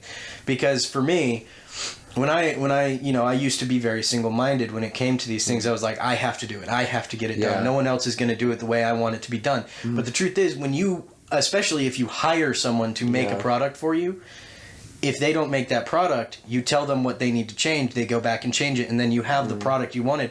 And sometimes you're surprised because you get something better than what you anticipated out of it. Yeah. I certainly have, because I can't draw for shit. Man, look at these massive meat hands. These are not delicate. You got those Trump hands. Yeah. Or no, Trump got the small hands. No, I have like... I'm like Goliath versus... Oh, yeah. Hey, wait, Jarrod, our fingers are the same length. You moved your palm up. I have fairly short fingers, but our fingers are like the same length. That's crazy. No, I'm sorry. Look how fat my fingers are. But I just noticed that. If I hold a pencil, the pencil looks like, it looks like a twig. I'm trying to remember the name of the wrestler, the real big dude. I think his name was Goliath. I don't know. But that's just been the hardest thing, is because I know myself, and if I had all the time in the world to just dedicate to any single thing that I'm doing, like if I was 100%, all I do is school, all I do is music, all I do is podcast, I'm confident I could ace every single one of them. Excel to an unbelievable extent, and right now it's just hard for me to accept mediocrity for myself because I don't have the time to reach that level. Yeah. That has been the hardest thing. It's very similar to like the outlooks of Eminem. No one can tell you if your music is good except for you. You get to decide what is and isn't a masterpiece in your eyes. That's the hardest thing for me, is that you're too critical on yourself. You're very critical. Not too critical, but you're extremely critical on your own creations. It's not even quite that. It's that... I know Simeon is. I mean, dear God, holy Jesus. Right. I mean, I'm the guy is impossible. But it is, for when me... it comes to its music. Yeah. He made Blasphemy was an amazing song, and he's like, it's shit. I'm like, what? And then he deletes it, and someone comes on to my Twitch stream, and they're like, yo, where's Blasphemy? I was trying to listen to it, and I'm like... Yeah, you deleted it, dude. I'm sorry. Me and Sim have talked about that, because that's a hard thing as an artist, because you're constantly one-upping yourself, and you have to decide... For me, it's a legacy. Like, what's you? You know what I mean? Because you can get to a certain point and decide, man, this stuff I did a year ago, that's not me. I don't want that up anymore. And personally, my plan for that is that I want all of my music to be accessible. Maybe not on all platforms, but like have my some thing on is SoundCloud. Like SoundCloud is going to be anything that I do is going to be on SoundCloud, whether I like it or not. Yeah. See, that's the kind of way I look at music, and I think it's important to show your growth. Yes, right? I agree. So if you're just like, let's say you had this one big, excuse me, I'm so burpy. You have this one really good year where you learn a lot, you grow a lot, and then all of a sudden your music is better and new. Mm-hmm. But you feel that all your old stuff is just crappy now, and then you go back and delete it. All those people are going to go back to you and be like, but where's the story? Where's the story of how you grew up? How do I see where you improved and how you improved? Yeah. Because that's one of the things that I recently discovered is if you go back and listen to like, say the early works of, for God's sake, like Fall Out Boy, right? Okay. You go back and listen to their early works, you can hear that the lyrics are a lot more bland. There's not as much interest or intrigue, and you can feel that there's still growth to be had. And then as they go on, they get better and better, and then they get a hit. They got like what was the? God's sakes, I'm blanking on everything. I don't know. Fall Out Boy has a few hits. I mean, for me, one of the biggest ones. I think this was Fall Out Boy was Centuries. Yeah. Remember me for centuries. Yeah. And the music video, oh my God. It was such a good music video. But it's the whole idea of being able to see the growth in character and personality. Yes. That's the same thing with like YouTube, right? I'm never going to delete a YouTube video once I start posting them. I deleted one because it was such bad quality and the microphone sounded like, yeah, because you have to be able to look back and realize where you faltered, and sometimes it was H1Z1 and it was 45 minutes. Like, I'm not gonna keep it. Yeah, sometimes you have to look back and say, okay, this isn't worth keeping up. Exactly. Sometimes you have to say that, but it's very different though between music and YouTube. You need to be very certain if you're going to do that. I think it's very different between YouTube and music. Yeah. Because with YouTube, it's that's a lot more character development that you see over the years, including like the increasing skill of a vlogger, right? Yeah. So these vlog channels you see all over the place, they didn't start out as like, boom, I'm an amazing vlogger. It's like, hey, I worked my way up here. And there are people that get that boost. People like Jacksepticeye got the boost from PewDiePie.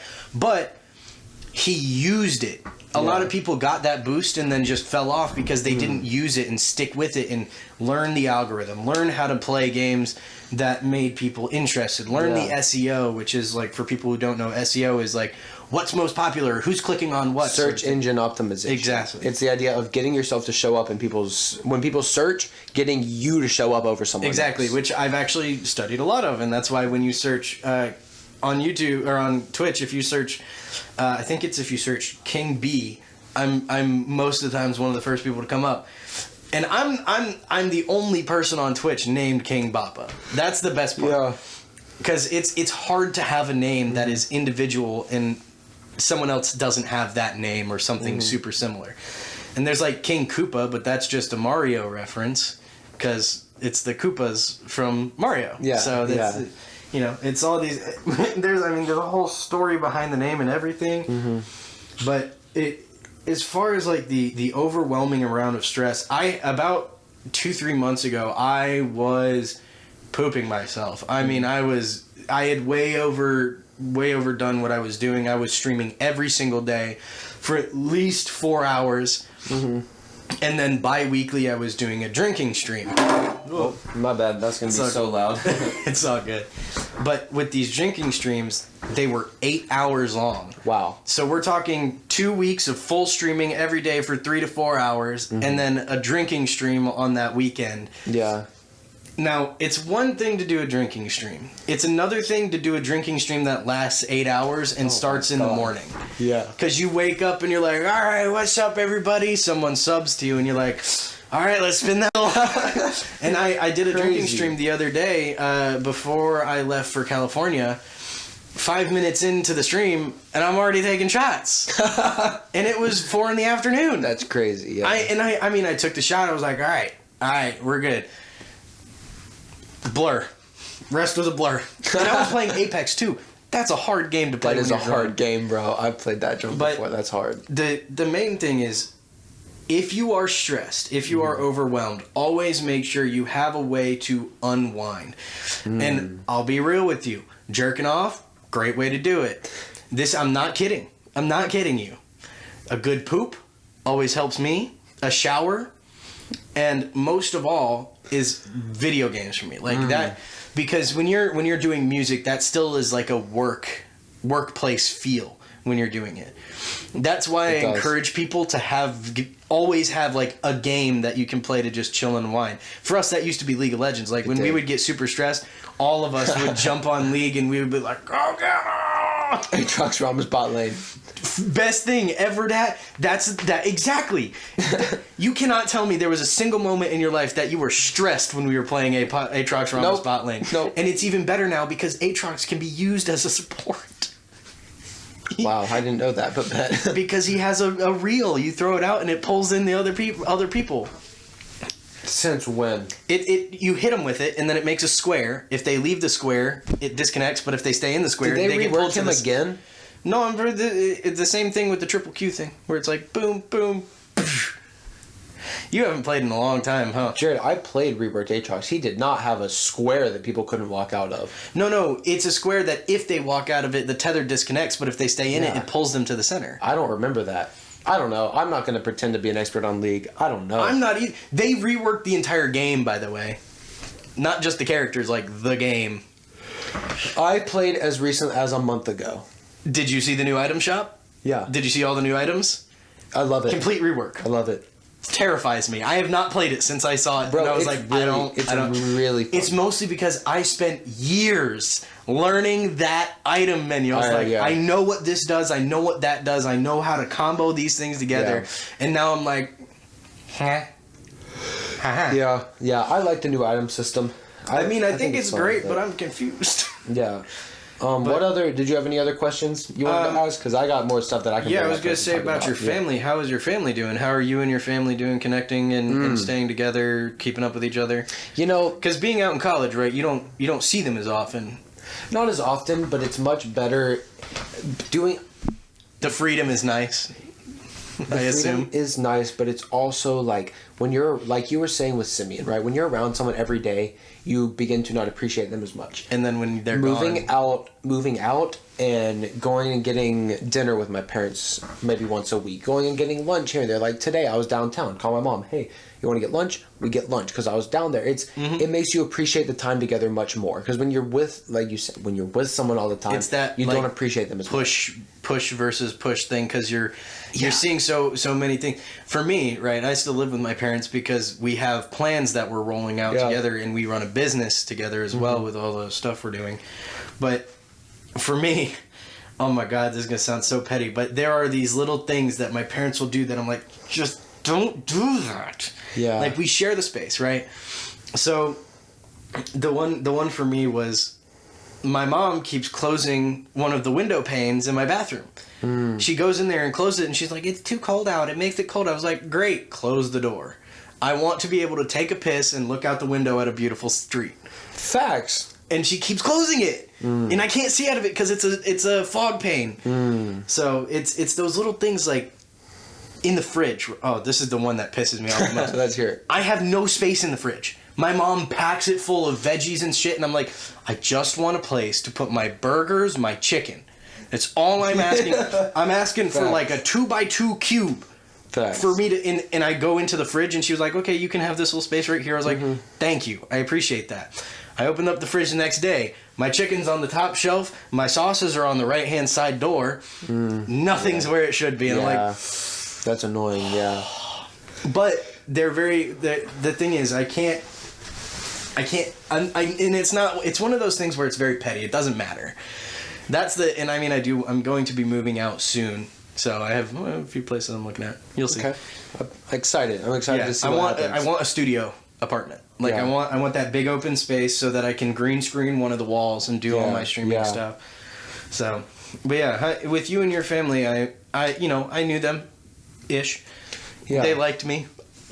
Yeah. Even though they probably thought I was a bad influence. No, you're just crazy, but like they liked you. Yeah.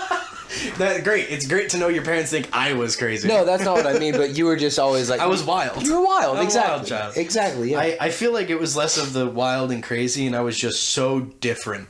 Like, so much different what they're used to. Because they seemed a little bit more put together than most of the people I've met in my life. Yeah.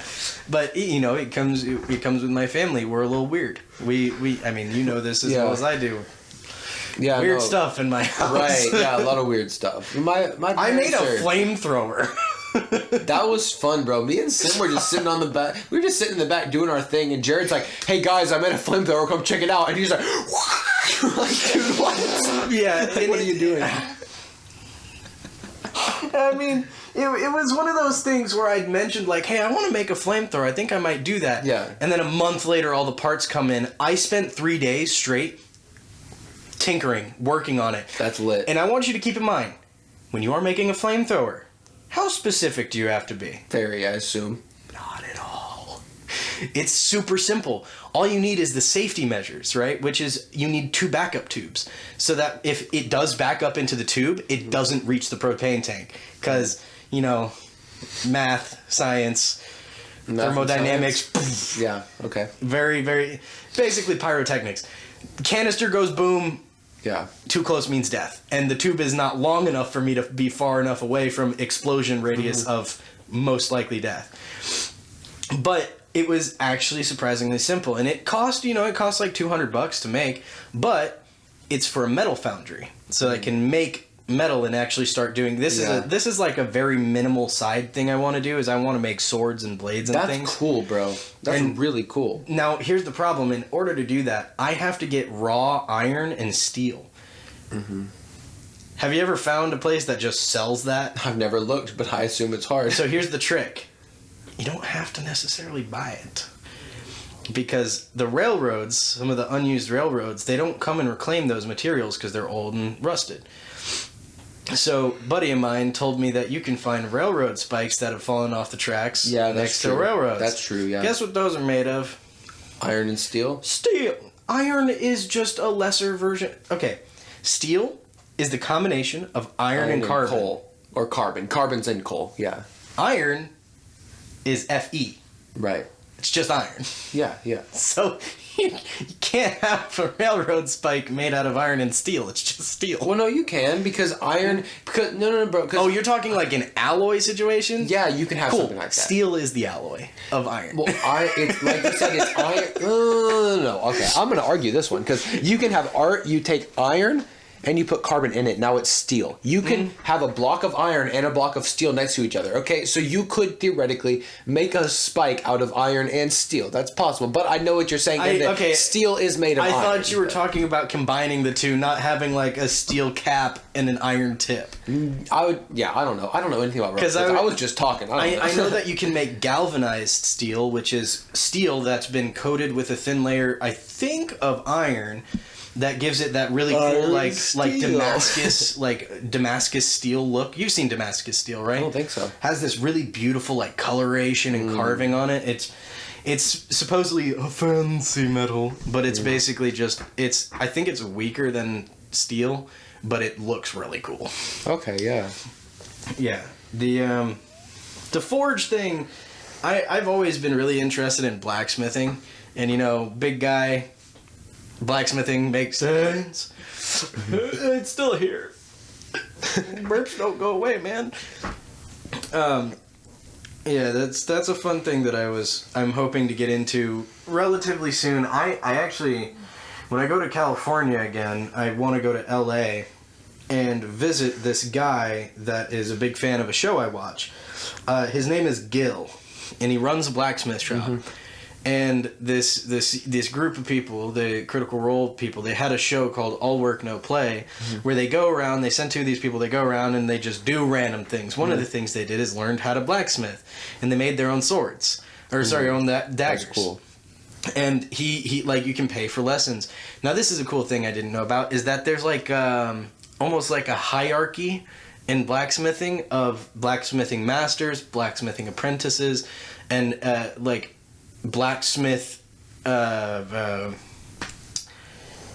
guess it's like a blacksmith that's not quite a master, but they can blacksmith on their own now. Like a graysmith? Sure. I mean, to be fair, that's not too different. Like, never mind. That's way too complicated for me to get into. Okay. Because I was about to talk about some, like Gandalf the Grey versus Gandalf the White. Technically, White is the master, Grey is the apprentice. That's stupid. But no, it's actually really cool. There's different forms of blacksmithing. There's different arts to each different type of blacksmithing. There's, the big thing is when you get into blacksmithing, my original thing was like, I slam iron, iron turns the blade. But then you have to think about, okay, well, you have the blade. How are you going to sharpen it? How are you going to polish it? And then you have to learn about quenching techniques, like dipping the sword in either oil or water, depending on the type of metal you're using. For steel, you usually want to use, I believe it's oil, because it gives it a nice slick texture, or a pockmarked texture, that you then take to the grinder. And when you flatten that out, It looks beautiful and shiny. There's like a gloss you put on as a whole. There's so much, dude. Tell me about California. Okay, so the first thing that happened, I've never been to California. When we got off our plane landed in Reno, which is right next to California, like the area we were staying. So like if California ends here and Nevada kind of starts like here. No, Nevada's in Vegas. No. Vegas is in Nevada. Right. Thank you. Maps. Nevada starts like right above California. Mm-hmm. We land in Reno, which is like probably 30 minutes from the border into California. Guess what the first thing I see when I walk off the airplane is? What? Of all the things you expect to see when you walk off an airplane into the airport, what do you think I saw? Take a guess. I'm in Reno, remember. Give me 1 second. Let me think. I'm going to think really hard. An Asian man wearing a sombrero drinking a Truly. 6 slot machines. As soon as I stepped out of the airplane. I was close. No, you described someone machines. You'd see at a casino. 6 slot machines, all right. So we walk out and we see 6 slot machines. And as you walk, there's just more slot machines and like spin the wheels like Jeopardy and all this other stuff. And then we get downstairs and we're getting towards baggage claim. Next to baggage claim, there's a mini casino inside the airport. Wow. I was baffled by that. I was like, what just happened? And as soon as we stepped out, I instinctively reached for my phone, which is also my wallet. I was like, let's wait until we go to an actual casino. You're right. So we got picked up. We drove back to my brother's place. I was starving, so we ended up stopping at the one place I've been wanting to go to, which was In-N-Out Burger. Now, for us Floridians, we don't have In-N-Out Burger. We have Tops, which is good. Tops, I've never been Tops to In-N-Out. Is way better than In-N-Out. Oh, okay, fair. I cannot say In-N-Out is amazing. Don't get me wrong. My burger that I had, they actually left like the heart of a lettuce, like a romaine lettuce thing in there, so I got this big crunch of lettuce. Ooh. No, it tasted delicious. It was like super fresh lettuce. It was weird. But it was a really good, solid, balanced burger. Nothing special. Their fries were the AIDS of the world. Their fries sucked. They were like half-baked, undone, unfinished fries. I even got them animal style, which is cheese, onions, and like their special sauce, and I believe a little bit of beef. Okay. So it looks really good, and then you take a bite, and you're like, now I see why people only order them animal styles, because the fries suck. They're so bad. They're not cooked. Like, they're not fully cooked. They bake them like halfway, and they're like, okay. And I mean, the fries were lackluster, but the burger itself was amazing. That's really all they have on their menu is a burger of varying sizes and the French fries. So you went to In-N-Out Burger, and then after that we went to my brother's place, which to get there took roughly an hour and a half from the airport. So you went to California only to visit your brother, or was there other things just involved? To visit my brother and to test drive a Tesla, but we'll get to that in a second. All right, keep going. So we go back to his place, and originally I was like, oh, he lives near the military base. Then I learned there was no military base, it was just base housing, and they don't have a military base because they have to share all their military operation space with the citizens and the civilians of the area. So they basically the area they're in, they do like ski training and stuff like that. So he's up in the mountains every day when he's at work. Ooh. In like full battle gear and everything. Yeah. Probably about 80 pounds worth of clothing and materials that he keeps on him. And biggest part was when we got to his house, I was like, okay, hopefully I'll have like a bar because we're out in the open, but we're in a valley, so I don't know. No cell service at all. In order to get cell service, we have to leave the valley. Or at least for me, I had to leave the valley to get cell service. However, he had Wi-Fi. Given, not great Wi-Fi. Sucked a little, but it works. It works. All right. And to be honest, from there, it was pretty much just going to places we hadn't been before, trying new restaurants because I love food, and so does Sam, his wife. My sister-in-law. Excuse me. There's something stuck in my chest, and it wants to leave. Hey, get out of his chest. Yeah, please. So we went to Del Taco, which a lot of people have heard about, but a lot of people probably haven't been. Del Taco is basically just bougie Taco Bell. I'm not gonna lie, I could go in on some Taco Bell right now. But this was like Taco Bell if Taco Bell was a 2-star instead of a 1-star.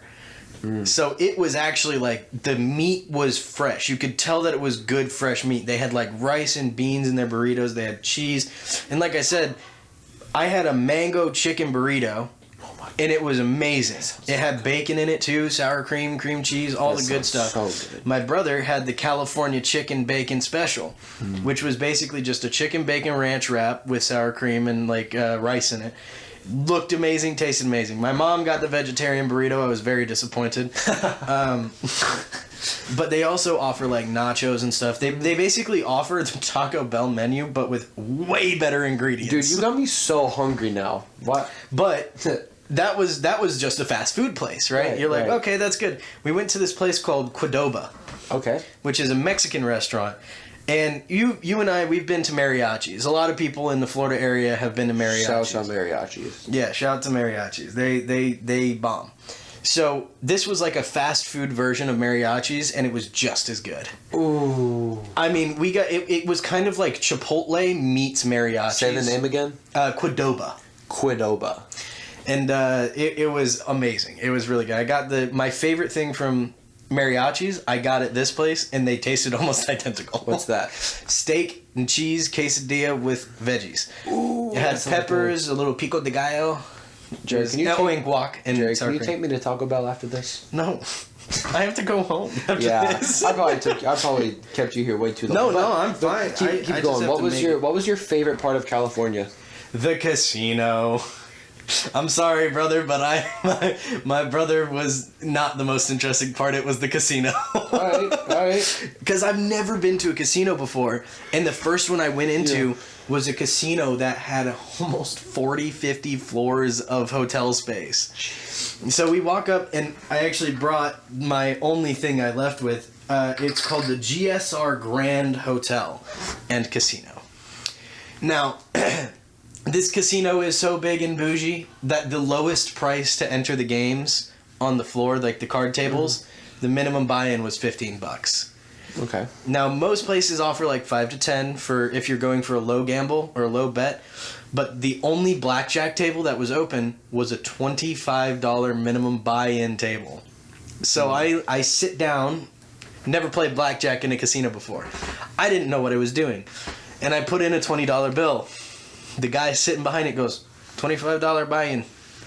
And he looks at me and I'm like, oh. And so I have to go pull out another 20 and put it on the table because all I had was 20s.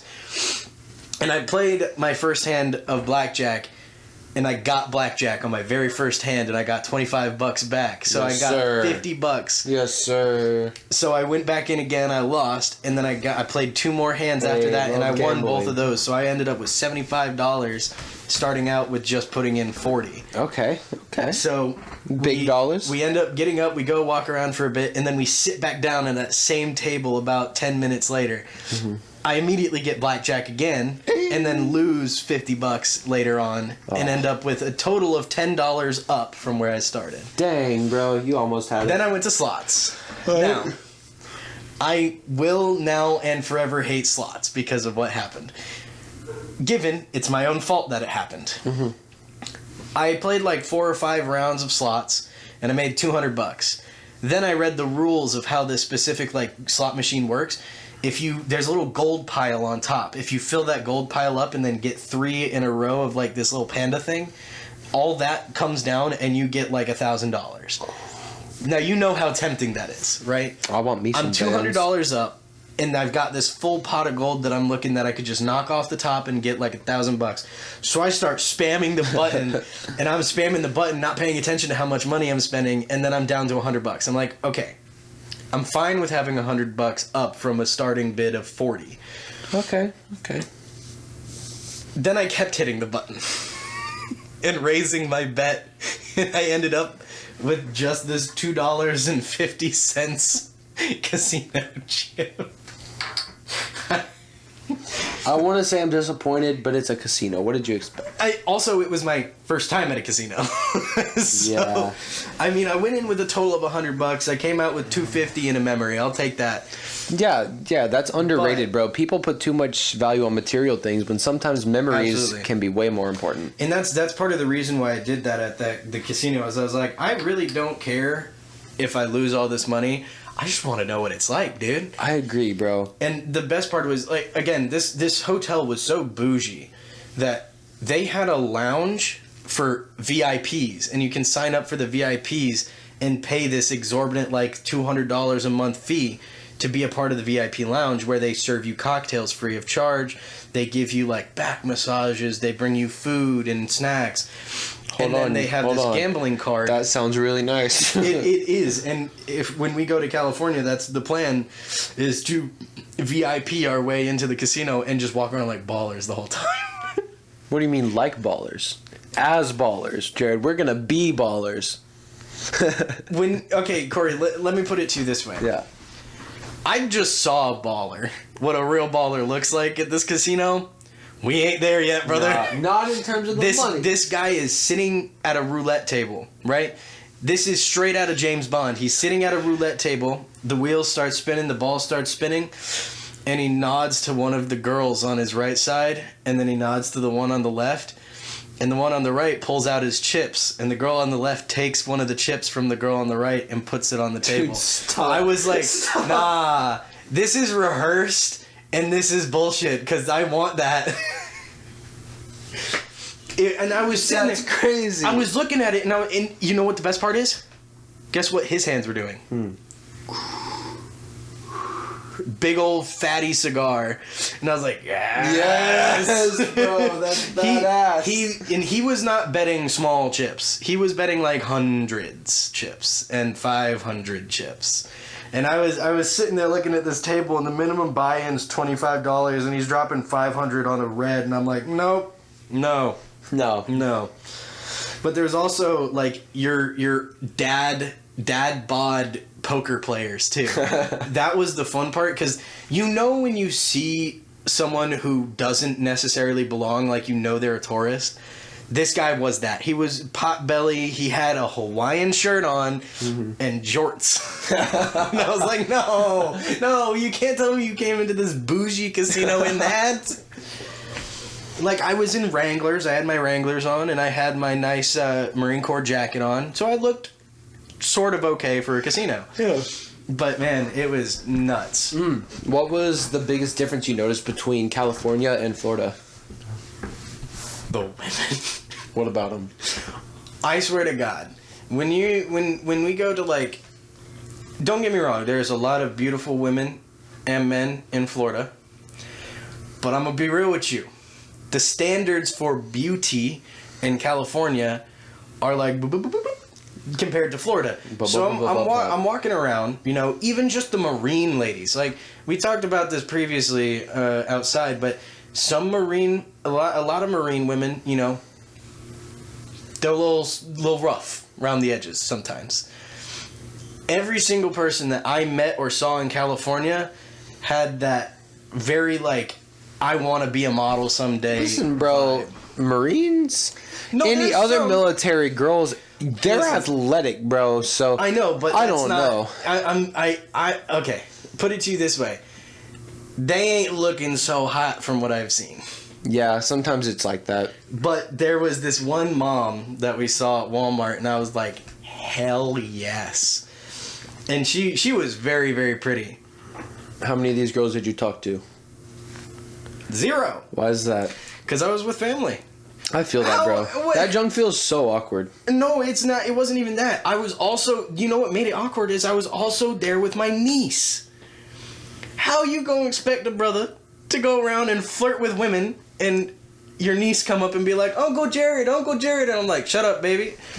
I'm flirting with a woman. Whoa. Okay, listen, I was with you until you said that, because I feel like a lot of girls, respect an uncle. If you got a small child running up, you're like, oh my God, Uncle Jared, they'd be like, oh, they're gonna like that. You know what I'm saying? Yes, that's my instinct. You're correct. However, imagine how awkward it's gonna be from that point on when you have Lil Peyton next to Uncle Jared, and Uncle Jared's trying to make some eyes.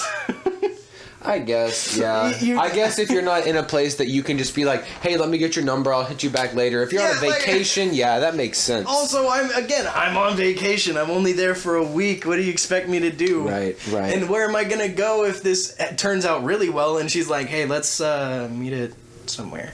Yeah. You know, I'm not going to be like, yo, bro, I'm sorry, but I'm not going to be staying at the house tonight. That's why me, you, and Sim got to go to California together. Exactly, because you know we gonna walk in and walk out a little heavier. A little bit heavier. I like it. I mean, and the trip itself was very informative that it's almost not any different than Florida. You've got the coastline if you want to go there. The only main difference is the mountains and the cold, right? Because we don't get cold here. We get, maybe 30 degrees for a couple days, which I hate. I hate hot. I hate heat. I want cold. I really love cold places. That's why I want to live in Canada. 70. Give me 65 to 75 year round, and I'm set, yo. For real. Incorrect. Give me 55 year round, and I'm okay. Okay. Preferably colder. We're talking Antarctica here. Antarctica is my now you're talking negative 20s here, bro. I'm okay with that. That's fair. I'm the weird person who, even if I'm in shape, I still want to wear more clothes and be cold. I love the feeling of having multiple layers of clothes on. It's like having a whoopee, like a comfort blanket. A whoopee? What's a whoopee? A whoopee is like your comfort thing, like a comfort item. Okay. Like a teddy bear. Or a blanket that you always have with you. How is it like with COVID in California versus here? Okay. I brought my mask for the specific situation, for the specific question. They would not let you take off your mask even in the airplanes. Mm-hmm. You're sitting on the airplanes, in the entire ride you have to wear your mask. Yep. That is brutal. As a person who wears glasses, I'm looking out the window and I try to defog the window and then I'm like, glasses, take off my mask. And then this bitch comes rolling down the hall, the thing, and she's like, excuse me, sir, I need you to put your mask back on or I'm going to have to tell the captain. And I was like, dude, what's the captain going to do? Okay, what's he going to do? We're in the middle of the air. Yeah. and on our way back, we even had this old crotchety dude who said that. He was like, well, what are they going to do if I don't wear my mask? Kick me out and give me a parachute and say good luck? Yeah. I was like... Well, no, they legally can't by court law or state law. Yeah, but what about once you were in California? Because no matter what state you're in, planes are like that. Their punishment was, hey, your next flight is revoked and you have to leave the premises of the airport. And I was like, I can deal with a little bit of bad breath for the airport. I mean, when you're in California, in terms of wearing masks, in terms of people going out, in terms of businesses being shut down, in terms of homelessness, all these things that people are talking about. All the businesses that I've seen in California in the area, again, we were out in the sticks. We weren't in any sort of big cities or anything. But you went to a casino, so I figure it's probably it's a little big at least. Almost all of the places are still running. That's Nevada, though, right? Well, that's a tiny part of Nevada, yeah. But the place where we were, the more military mountainside countryside area, the businesses were still running. Everything seemed to be going on pretty much as normal, just with a mask. However, you definitely get the Karens and the sassy Sallies that are walking around and being like, where's your mask? But everyone pretty much had a mask and they just forgot to put it on and things like that. Did you notice the people any different there than here? In terms of their behavior, attitude, culture? Yes and no, because the whole thing is it's kind of like a melting pot of people in California. So I definitely saw a lot more mixed races of people there. However, in Florida we also have that. Because Florida, a lot of people... Breeze. No, don't even get me started with Gulf Breeze. I'm fucking terrible. I made that joke a while back on Snapchat with you and Simeon. I was like, I have met 2 black people in my life. Jared. No, you remember that I said that, and I was like, it was true. One of them was at Dixie Band Camp. The other one was at school.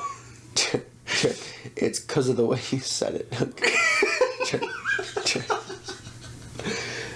You said, we were all sitting around, and you go, I've met a total of 2 black people in my life, and one of them tried to fuck me. Yeah, okay, that's what you said. That's what happened. Yo, that had me dead. I was like, no way. I stated nothing but facts.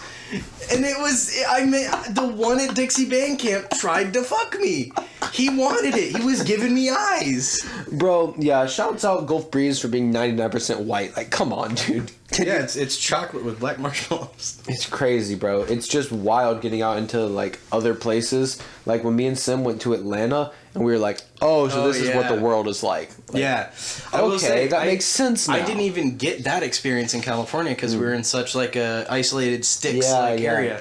There was definitely a heavier population of, like, you know, there's quite a few oh my god, there was a lot of Spanish people that were out there in California, as well as what, you didn't like that? No, it was super surprising to me. Like, you know, again, Florida, Gulf Breeze, born and raised, 21 years. No. Met 2 black people in my life. Dude, that was just so funny. We had a time. But, man, yeah, California was honestly really not that much different. The area that I visited wasn't that much different from Florida. Because, like, we can actually go to a place that would have been very similar to Reno over in Alabama. Okay. Right? Because, like, the Hard Rock Cafe has a casino in it. They're a little more strict, but, you know, I didn't even have to sign in or anything at this place. Like, the casino, you walk through a door and you're on the casino floor. They don't, like, go, hey, how old are you? They just let you in. That's cool. And if they catch you being underage and gambling, then they take it. But they didn't care. I probably could have been there 16 years old with a little bit of facial hair betting and gambling. They would have been like, yeah, he's fine. He knows what he's doing. Yeah, that's interesting. There's probably just so many... The numbers are probably so high that they don't have the resources to do anything like that with so many people coming in and out. No, they had security guards all over the place. Okay. There was just no, like, check-in and check-out situation. Okay. However, I missed this on the COVID thing. Inside the casino, this was the biggest change I noticed, is, you know, when before COVID, it was like, hey, gather around, there's chairs at the table. Now it is like the dealer is in a dome, like a plastic dome, and there's a plastic wall blocking off every other person. So each blackjack table could fit 4 people. And when someone stood up and left the table, they had this little sign that says open or sanitize needed. Okay. And then they would place that in front of that chair, and if it was red, you can't sit there until it gets cleaned, which was a pain in the butt. But the casino, man, was packed. I mean, it was full. I think I saw like 4 or 5 people that were probably over the age of 70 that were in the casino gambling, and I was like, what? Because I didn't expect that. Yeah. Oh! Okay, there was this one really, really fat Asian dude that was sitting at a slot machine that was called the Buffalo. Alright. Every time you win this game, by the way, it goes, Buffalo! It just yells it, and I was like, yo, that's lit. I like that. But I think he was using some sort of cheating or algorithm to win, because he won so much money. But there was something I noticed that he was doing, and it wasn't just me who noticed this. All my family noticed this. Whenever he would press the button, he would check to see if there was anybody around, if there was any like security guards or staff, and then he'd pull his phone up and look at it, and then wait until it landed. He'd see what it would land on. He'd wait a few seconds, watch a security guard pass, pull his phone up again, and then press a button, and then immediately win. Ooh. So I think he found out there's like some sort of pattern you can use and to know when to max bet and when to minimum bet. Because by the time we left, he had made like $780. Wow. Just from sitting at this one machine. And I was like, something wasn't right with that. And there was another chick doing the same thing at another machine. And she made like $1,800 by the time we left.